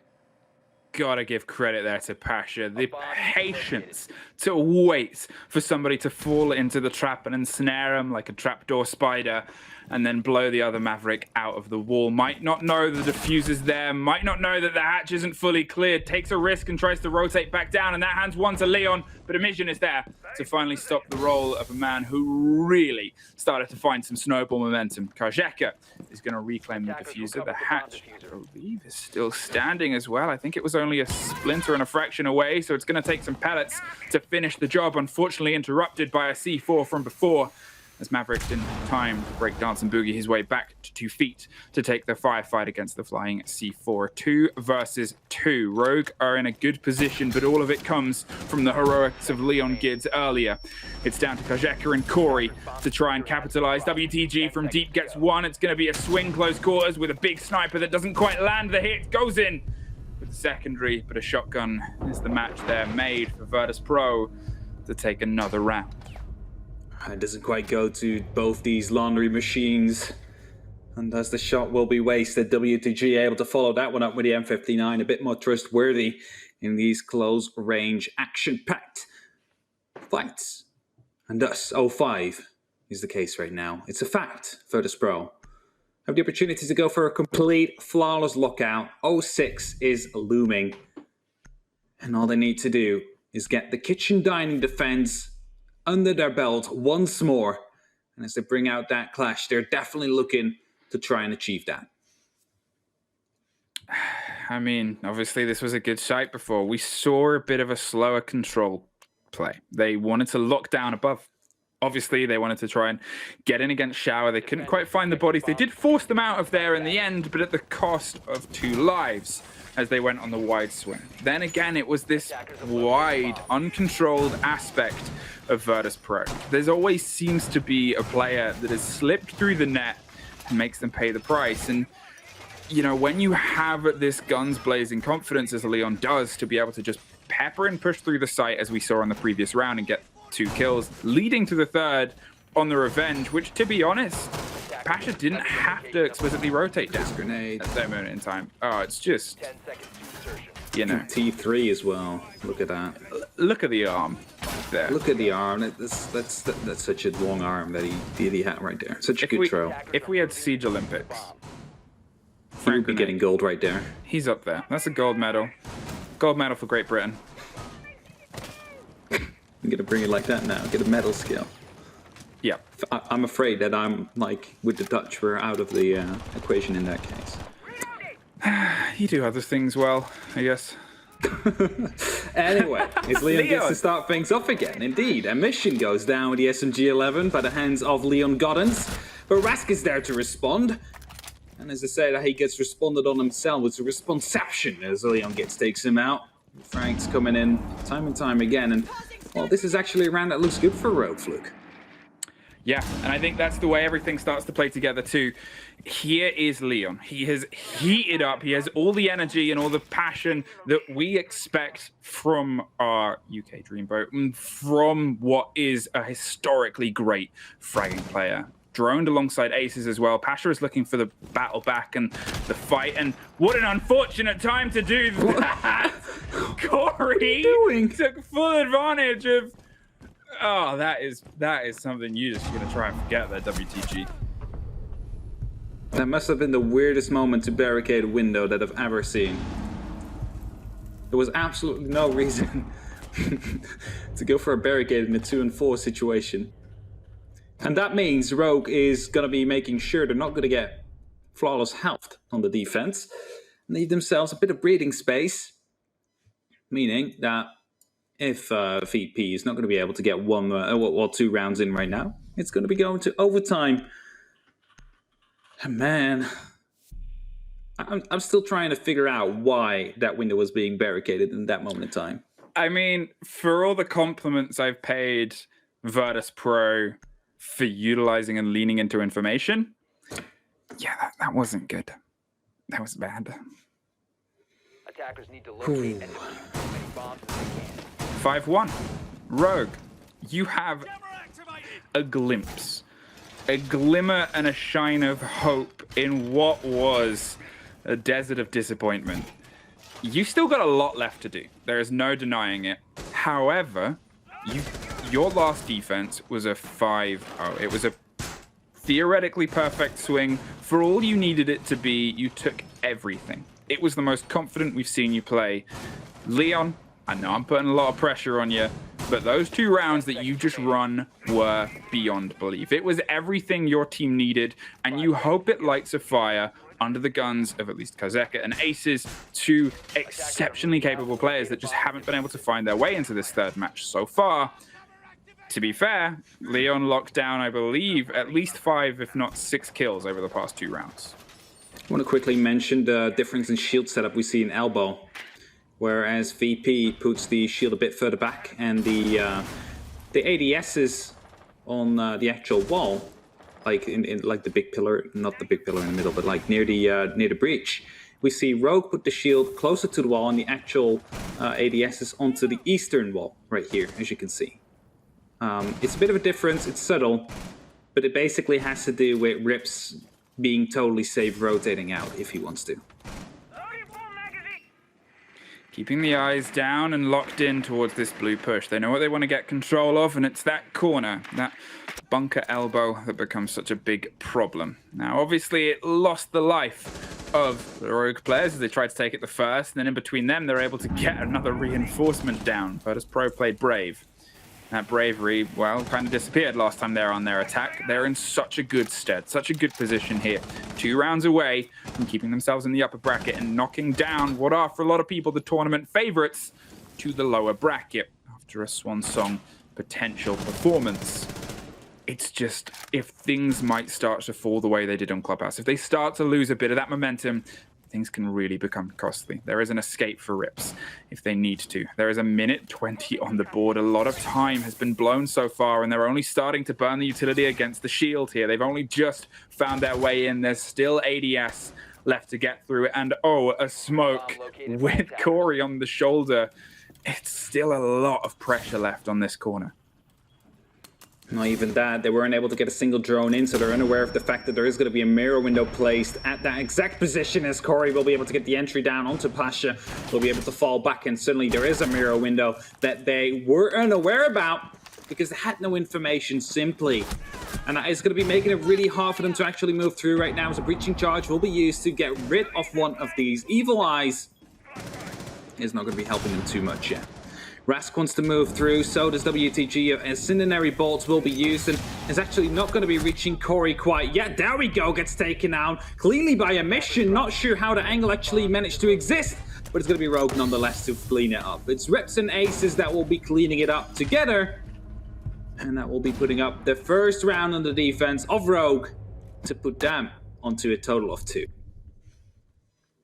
Okay, they've taken the first. They've done the what is in a way the hard bit and rebuffed Virtus.Pro. It was down to the wire in terms of the execute. Obviously, there was a flood of blue in the kill feed at the end there. They seem to have completely fallen into Rogue. And as you pointed out there, they were slow and unprepared for what they expected on that push. Hitting that corner, seeing the mirror window. They had the Capitao to try and apply the pressure, and it's an unfortunate incident that the firebolt didn't quite get them. But then there was a Mission, who I believe and assume applied pressure from Freezer to then get round the back of them. I think it was that angle. I mean, unless it was... It's the only one I can think of that was free there for the mirror, because she couldn't have dug out. I think she would have been buried behind, unless it was a very confident swing round onto the pillars. Yeah, I think she got wallbanged through the barricade, actually. Oh, do you? Potentially. Either way, whatever it was, wherever they were, it was very quickly shut down by Rogue. And I think that's one of the things, if we're talking about Virtus.Pro and we're talking about what they did best, their attacks have lacked that same spark that's otherwise kicked them into game. So did Rogue's, until Leon decided he needed to start killing everything and everyone that moved close to him. This is the worry for Virtus.Pro. If they find themselves stuck in a rut and in a bit of a slow push and collapse, and they start to find a bit of fear in their guns, those very precious 50-50 moments, those coin flip trades between two teams of exceptional head clickers, become a little bit further away from their grasp. And that ratio of them standing as the successes, well, that might start to slip through their fingers. I don't want to be saying too much here, but VP, they weren't able to get a drone into that mirror window, so they were completely unaware of that, and yet there were 4 people focused on that one attack. Now, if we're going back downstairs again, because it was only the first round, Fluke, they might be going for a different approach that would be more useful. And I think due to the lack of information they had right there, VP wasn't able to go for a proper attack. And right now they know that the mirror is being played. They might be able to get some... I don't know what they're trying to do there. It's reinforced. But I was going to say, like, they might be able to actually make something happen next time around if they go there. As WTG goes down, an impact nade will be used. The favor will be returned. And thus, it will be WTG to be the entry def for this round. The mirror is doing so much to extend the pressure and presence that they can apply here outside of Shower. And it's really just stopping any of the ground Virtus.Pro want to try and get control of. It's becoming such a big boon to the hands of Rogue. And well, so far it seems like Virtus.Pro just aren't quite sure how to crack the one-way egg. And the problems that it seems to come together with. Leon stuck in, digging in the corner, and the ADS are being burnt steadily around him. Wants to make sure he obviously doesn't get caught. The drone is going to give a bit of a game away as it swings onto the door. Ever so slightly. Dropped, but they know where he is. And they're going to try boldly to swing it, but there's a lot of bullets in that gun, and you shouldn't try and step against Leon when he's on this much of a tear. It's definitely not a good idea to try and peek out onto the Maestro in his showers, as he has 84 bullets in that magazine, and we'll just pick them all apart, and Rogue will be able to win yet another round. And right now we will find ourselves on the top floor, most likely, as Rogue has started their comeback. 3 and 5 right now. If VP managed to pick up Kids Dorms, it's far from over, because it actually shows the potential they have to close this out early on. Because remember, it only took until the very last round for Rogue to get their attacking round in. And you might see now how important that one attacking round might have been, because if Rogue will be able to pick up this one as well, this one round onto Kids Dorms, they will complete their full cycle, and that might be enough to launch them towards either overtime or a win. I think there's a certain phrase that Leon may be famous for when plays like that happen. When he takes the team apart like that. There's a phrase I think he throws around. Is it Leon Goddard's get in the bin? I think it's there. I think he may have just... Veli is proud. Veli's sitting there with a bin, and he's proud. Because Leon's filling it up these past 3 rounds. You really got to give credit, obviously, to how he's been able to start to become a force. It's almost like a switch was triggered. And I think it's fair to say that, I don't know if Ace said it in between broadcast, on Yanna's desk, where it seemed like a different Rogue stepped in on the second map and on their defenses. This is a different Leon. This is Super Saiyan Leon. This is him going for blood, him refusing to step back, and him trying to pull everything else with him. Sure, the rest of the team is starting to step up. We've seen Rips get some great rotations and movement. Aces hasn't been able to light up as much as he did, but he's finding more ground, finding more control. Kasheka, obviously Corey too on a 5-6. Corey's been very consistent all day though. Leon is just stepping up right now. Indeed, and that might be what they need in a map where they were 5-1 behind. A player that steps up just like this, and then he will be taken down. Rask already in the top of White Stairs, tries to rotate himself inside the game room, but Aces was ready there. A bit too greedy of him to try and move in that quickly. And thus he will be punished for it. A mission will be trying to open up inside a big tower, create himself a line of sight, or his teammate rather, that will most likely be playing on the stairs, or at least normally is, but he will be alone this time. This will be cutting out a straight square for him to go through. They need to take control of the attic. And as Pasha is right here holding, just in case anybody would be going aggressive, it is going to be a mission that will slowly succeed in his job and opening up right here. Drone follows up, trying to get the information out on Corey. And soon the push will follow. Virtus.Pro, they've got the opener. And if anything, you've got to give credit to Rask to being able to dig in and find one. Because as said before, what was costing them on their attacks was they were too passive, too concerned, and too conceited with how they wanted to try to approach the site itself. Now, they've been able to get in, get one, get Leon, of all people, too. Someone who is obviously on such a good bit of momentum right now. You take care of him. It was dropped in the trade. Rask tried to push, apply some pressure, and oh no, can't quite get through. And that was always a bit of a shame.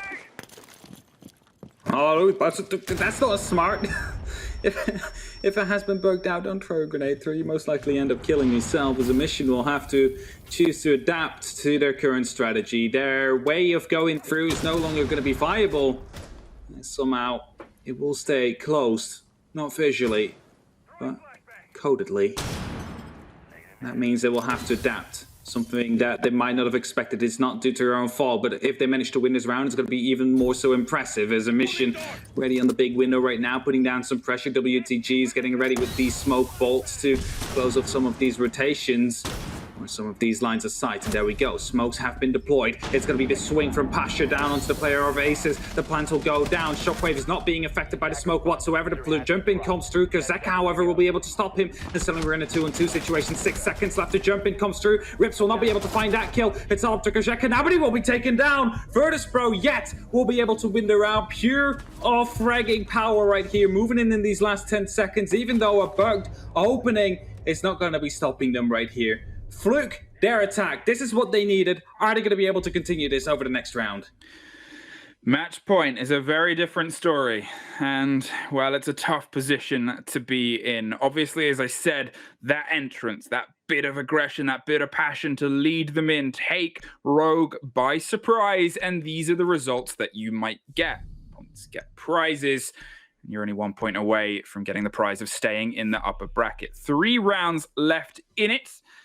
And obviously, when you're in this situation, when you're in this moment, you've already kind of had these tour de force performances. You know that Rogue have locked down in Laundry before. You knew what they brought, and it was a mirror, and it was a big bit of control. The Capitao swap from Iana is potentially expecting it, but there was a Clash 6 pick to mirror anyway. Capitao is going to be good against both of those forces. A big bit of utility that they can use to both mask the movement that they want, as we saw in the previous round, or if you get the angle a little bit tighter, cut the mirror out entirely without having to just run through. Oh well, we have 3 consecutive match points. Now VP might be able to utilize here, and that means that Rogue cannot afford a single mistake in these next couple of 3 rounds as well, if they want to continue themselves and move up to the upper bracket final. 10 seconds remaining. VP only 5 kills potentially away of making it. Only potentially 3 minutes away of making it. All they need to do is just hammer out one more perfect round, one more proper attack, and completely surprise Rogue. Setting themselves up beneath in a similar hole to how they ran it before. Why change what's worked outside of Leon is gonna go on a bit of an adventure here. Wants to take the fight to the tower, sees the head, but gets caught. They were waiting and baiting. And look at the drone that gave the game away, and look at the pace. All the bodies of Virtus.Pro want to try and take this, but it's the knife of Amizian that drops Leon out. If we're gonna talk about players that have had exceptional, outstanding days, well, you're looking at maybe for a lot of people the MVP, especially if you're a fan of Virtus.Pro. What a consistent tour de force Amizian has been throughout this. Now, you have the first blood. It is Leon Gids' blood too, probably the most precious in the hands of Rogue for this round so far. But that in no way means the rest of the team can't step up. We know what they're capable of, and you cannot turn it off, because when you do, Virtus.Pro, Rogue strike, and they strike hard and heavy. One thing you have to worry about here is the pressure they still want to put down onto the elbow right here. Both the mirror windows are put towards this direction. Together with a shield, together with 2 ADSs, how simply would it be to just simply push yourself inside of the freezer? As right here, the drone will find out some of the information. Mirror window will be opened up, and that allows Aces to try and battle the staircase and battle Boiler Room. As Rask will be clearing out one of these evil eyes with his breaching round. Still has to be careful though. Aces is looking to go aggressive, as right here the wall will be opened up. There's going to be an incendiary bolt to follow up as well. He's going to be almost losing his life right here as he tries to rotate out. Puts himself inside a freezer to hopefully put down some more work right there for the likes of Rogue. Rogue, they feel it slipping away. 60 seconds left. They need to hold on. A lot of damage is being done. A lot of pressure is being put down by VP, as right now they have that boiler control, and Shockwave will be taking out rips as well. It's another kill to come in, as Pasha will be able to take care of Corey, and it seems to be slipping even more so. And there we go. Virtus.Pro with a flawless round to finish it off. How else would they have done it? As they will be moving themselves up to the upper bracket finals and knock the tournament favorites for many down into the elimination match that will be played later today. Rogue, a story on Majors and the many sad chapters that it seems has continued, at least for now. But obviously it's a double elim. It is far from over for them. We saw the brilliance and the lightning that we expected from them. Unfortunately, they met, what was it, the Storm Chasers of Virtus.Pro, who charged boldly, brashly, and through what Rogue offered today. An exceptional performance from them. An exceptional performance indeed, and especially if you're taking a look at Pasha, especially during that last map and a mission being so consistent throughout. And it's not just them, basically the entire team has been consistent throughout these 3 maps, and that is really what won them the match actually in the end. We saw some of the players I was going to say secret, because Rogue of course struggling throughout these maps. Like, not everybody was on all the time, and that might have costed them in the end. But VP, credit where credit is due, completely surprised them and completely knocked them out. Yeah, and obviously they can be very proud of the performance. As I said, it wasn't a complete wash. Obviously the middle map went the way of Rogue, and those 3 rounds where they started to grab control on their defenses were exceptional. It's a few lessons to be learned. Sure, this is far again from the last that we'll see of them. Now, there's going to be some quick words and I believe an interview from our wonderful analyst desk as we throw it over at the end of this 2-1 series. One more time, Milos, take it away. Thank you so much, Captain Fluke. I like how Fluke just pulled away with the camera as I was taking him. But yeah, there it is. It seems like Veli's onto something with his flip-flopping. And maybe we should learn more from that, Gio, because in the end, this... You want to take advice from Veli? You feel free, but I will not be following in your stead. I love Veli, okay? I love Veli too, but you know. Yeah, you don't inspire much confidence, though, I'll be completely honest. But here we are, a 7-3 victory on Oregon for Virtus.Pro. I mean, the last 2 rounds should have never happened, let's be completely honest. Rogue, I mean, this just feels so heartbreaking for Rogue. We've got to hand it to Virtus.Pro. There's no 2 ways about it. They've come in and they've won that final map. But that hasn't been given to them. Rogue came in and fought hard, and ultimately Virtus.Pro have been the better team on the day. It started in round 1. Pasha run out of that rear stage door, got them a kill, and that fired Virtus.Pro up, and that was exactly what they needed at that moment in time. And who else to step up and do it for them but Pasha? And for me, they just came through and they had an answer to everything that Rogue brought along.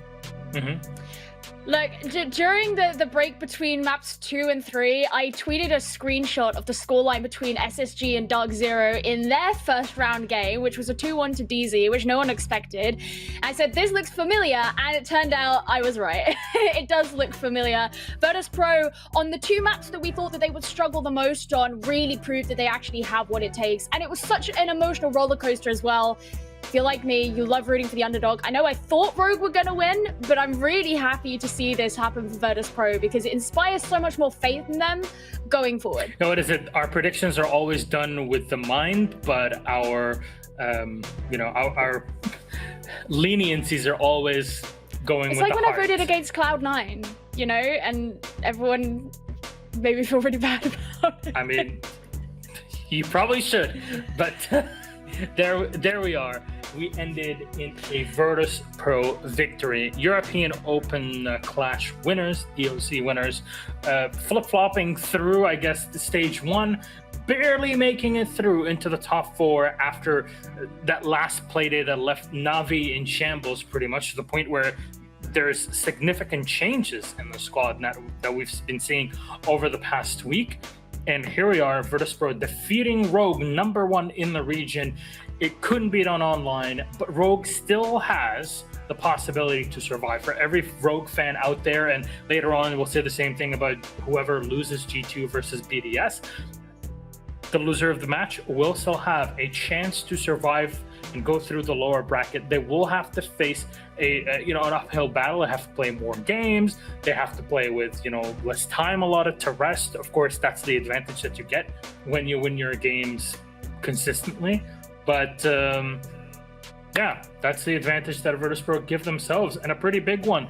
Oregon, we came into this Ace, and we were talking about Oregon, how Rogue had their adaptations and everything, and there's some cool strategies that we talked about.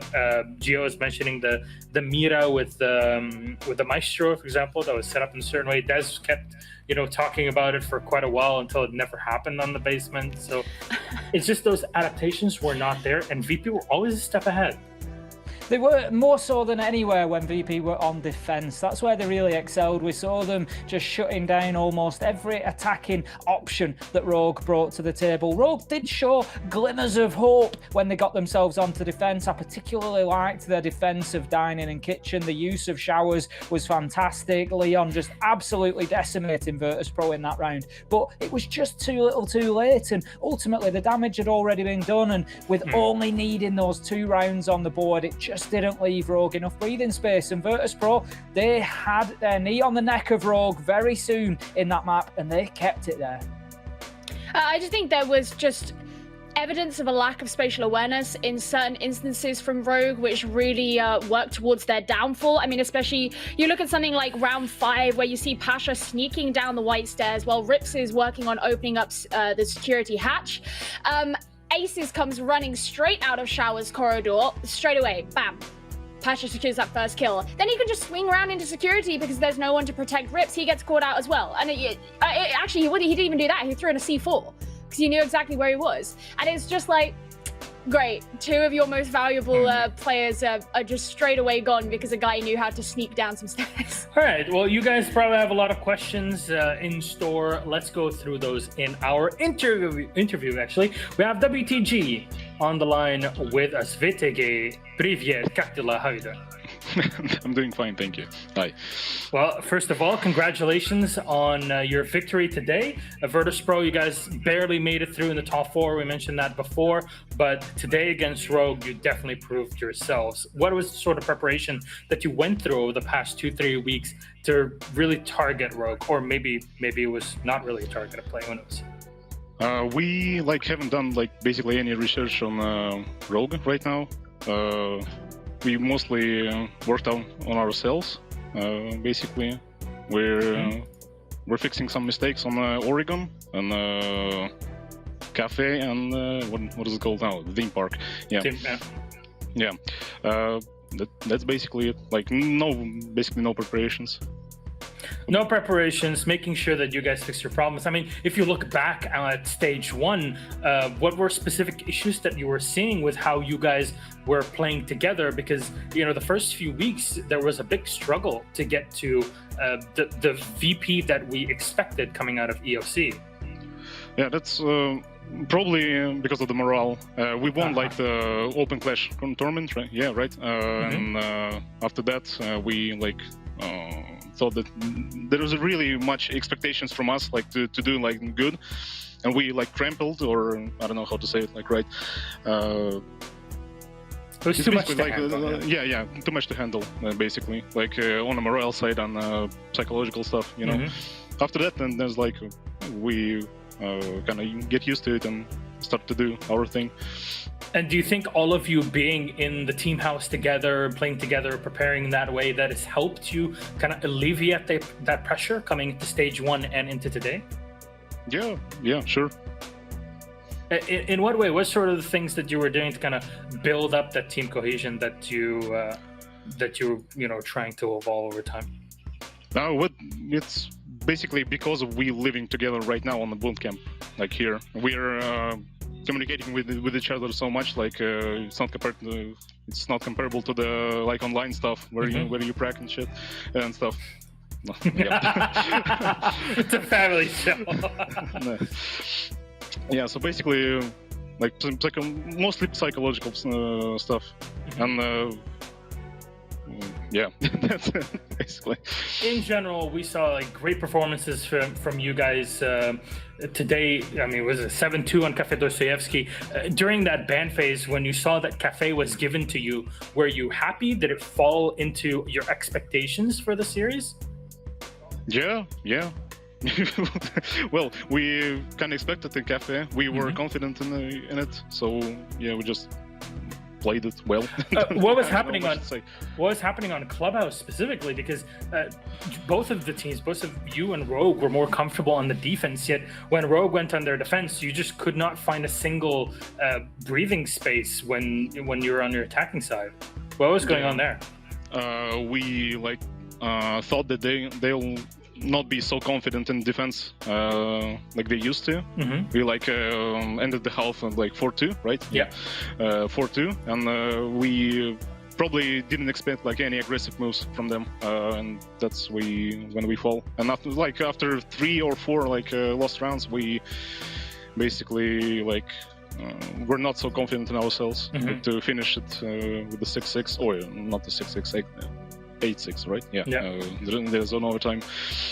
So basically, like, we're not confident enough. That was the moment where you just drop it as a team and say, you know what, let's just take the time to relax and get ready for map 3, right? This is yeah. Exactly. Yeah, that's the kind of expectations. You went to this, your defenses were pretty much flawless. You banned the Wamai, you got to play, you know, the Goyo overall in the series. Wamai in general, do you think that's an operator that you like to play more into, or you prefer banning when possible? Banning for sure. Like the meta right now is not so good, and Wamai doesn't help it like at all. So basically, like, just ban it.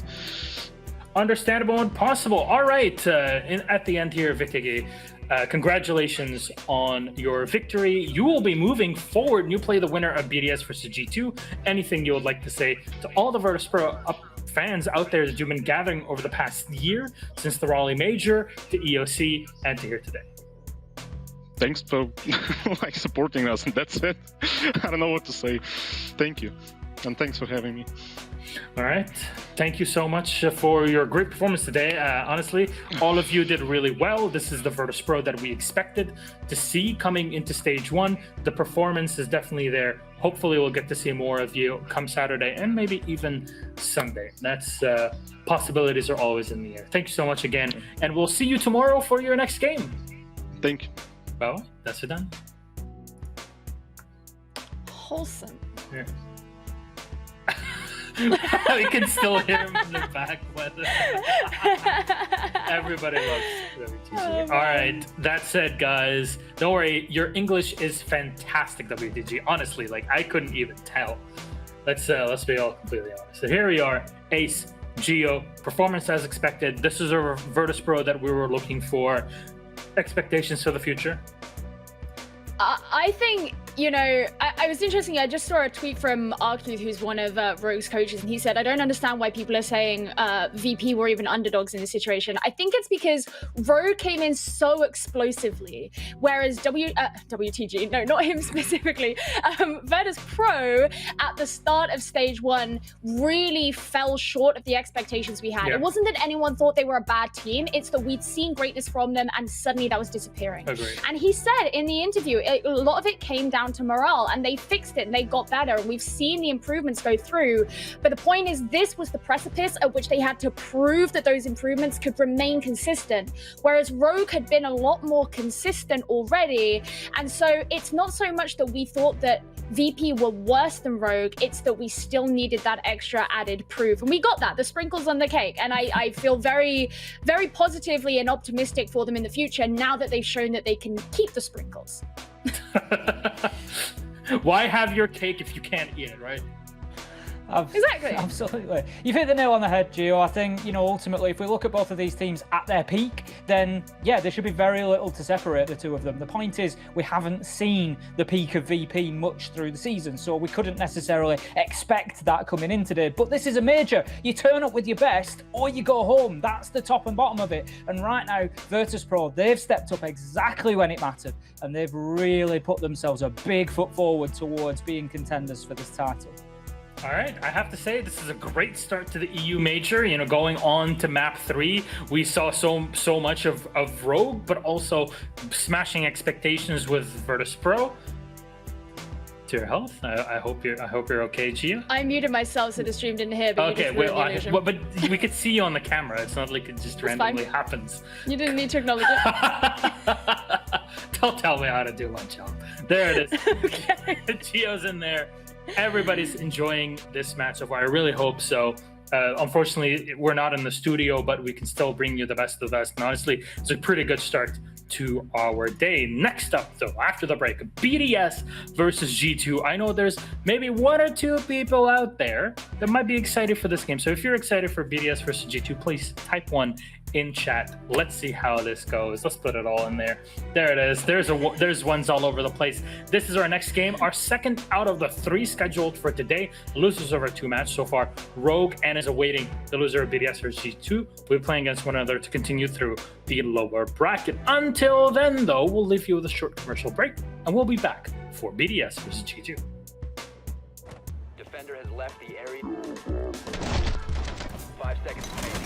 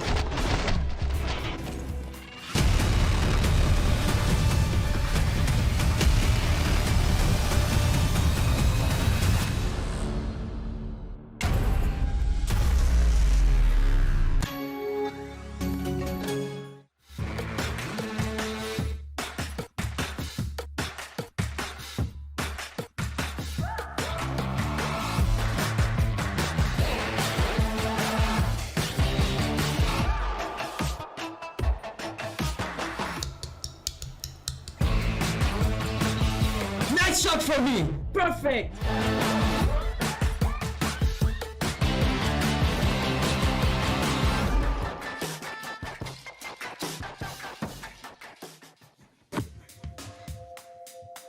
Welcome back, ladies and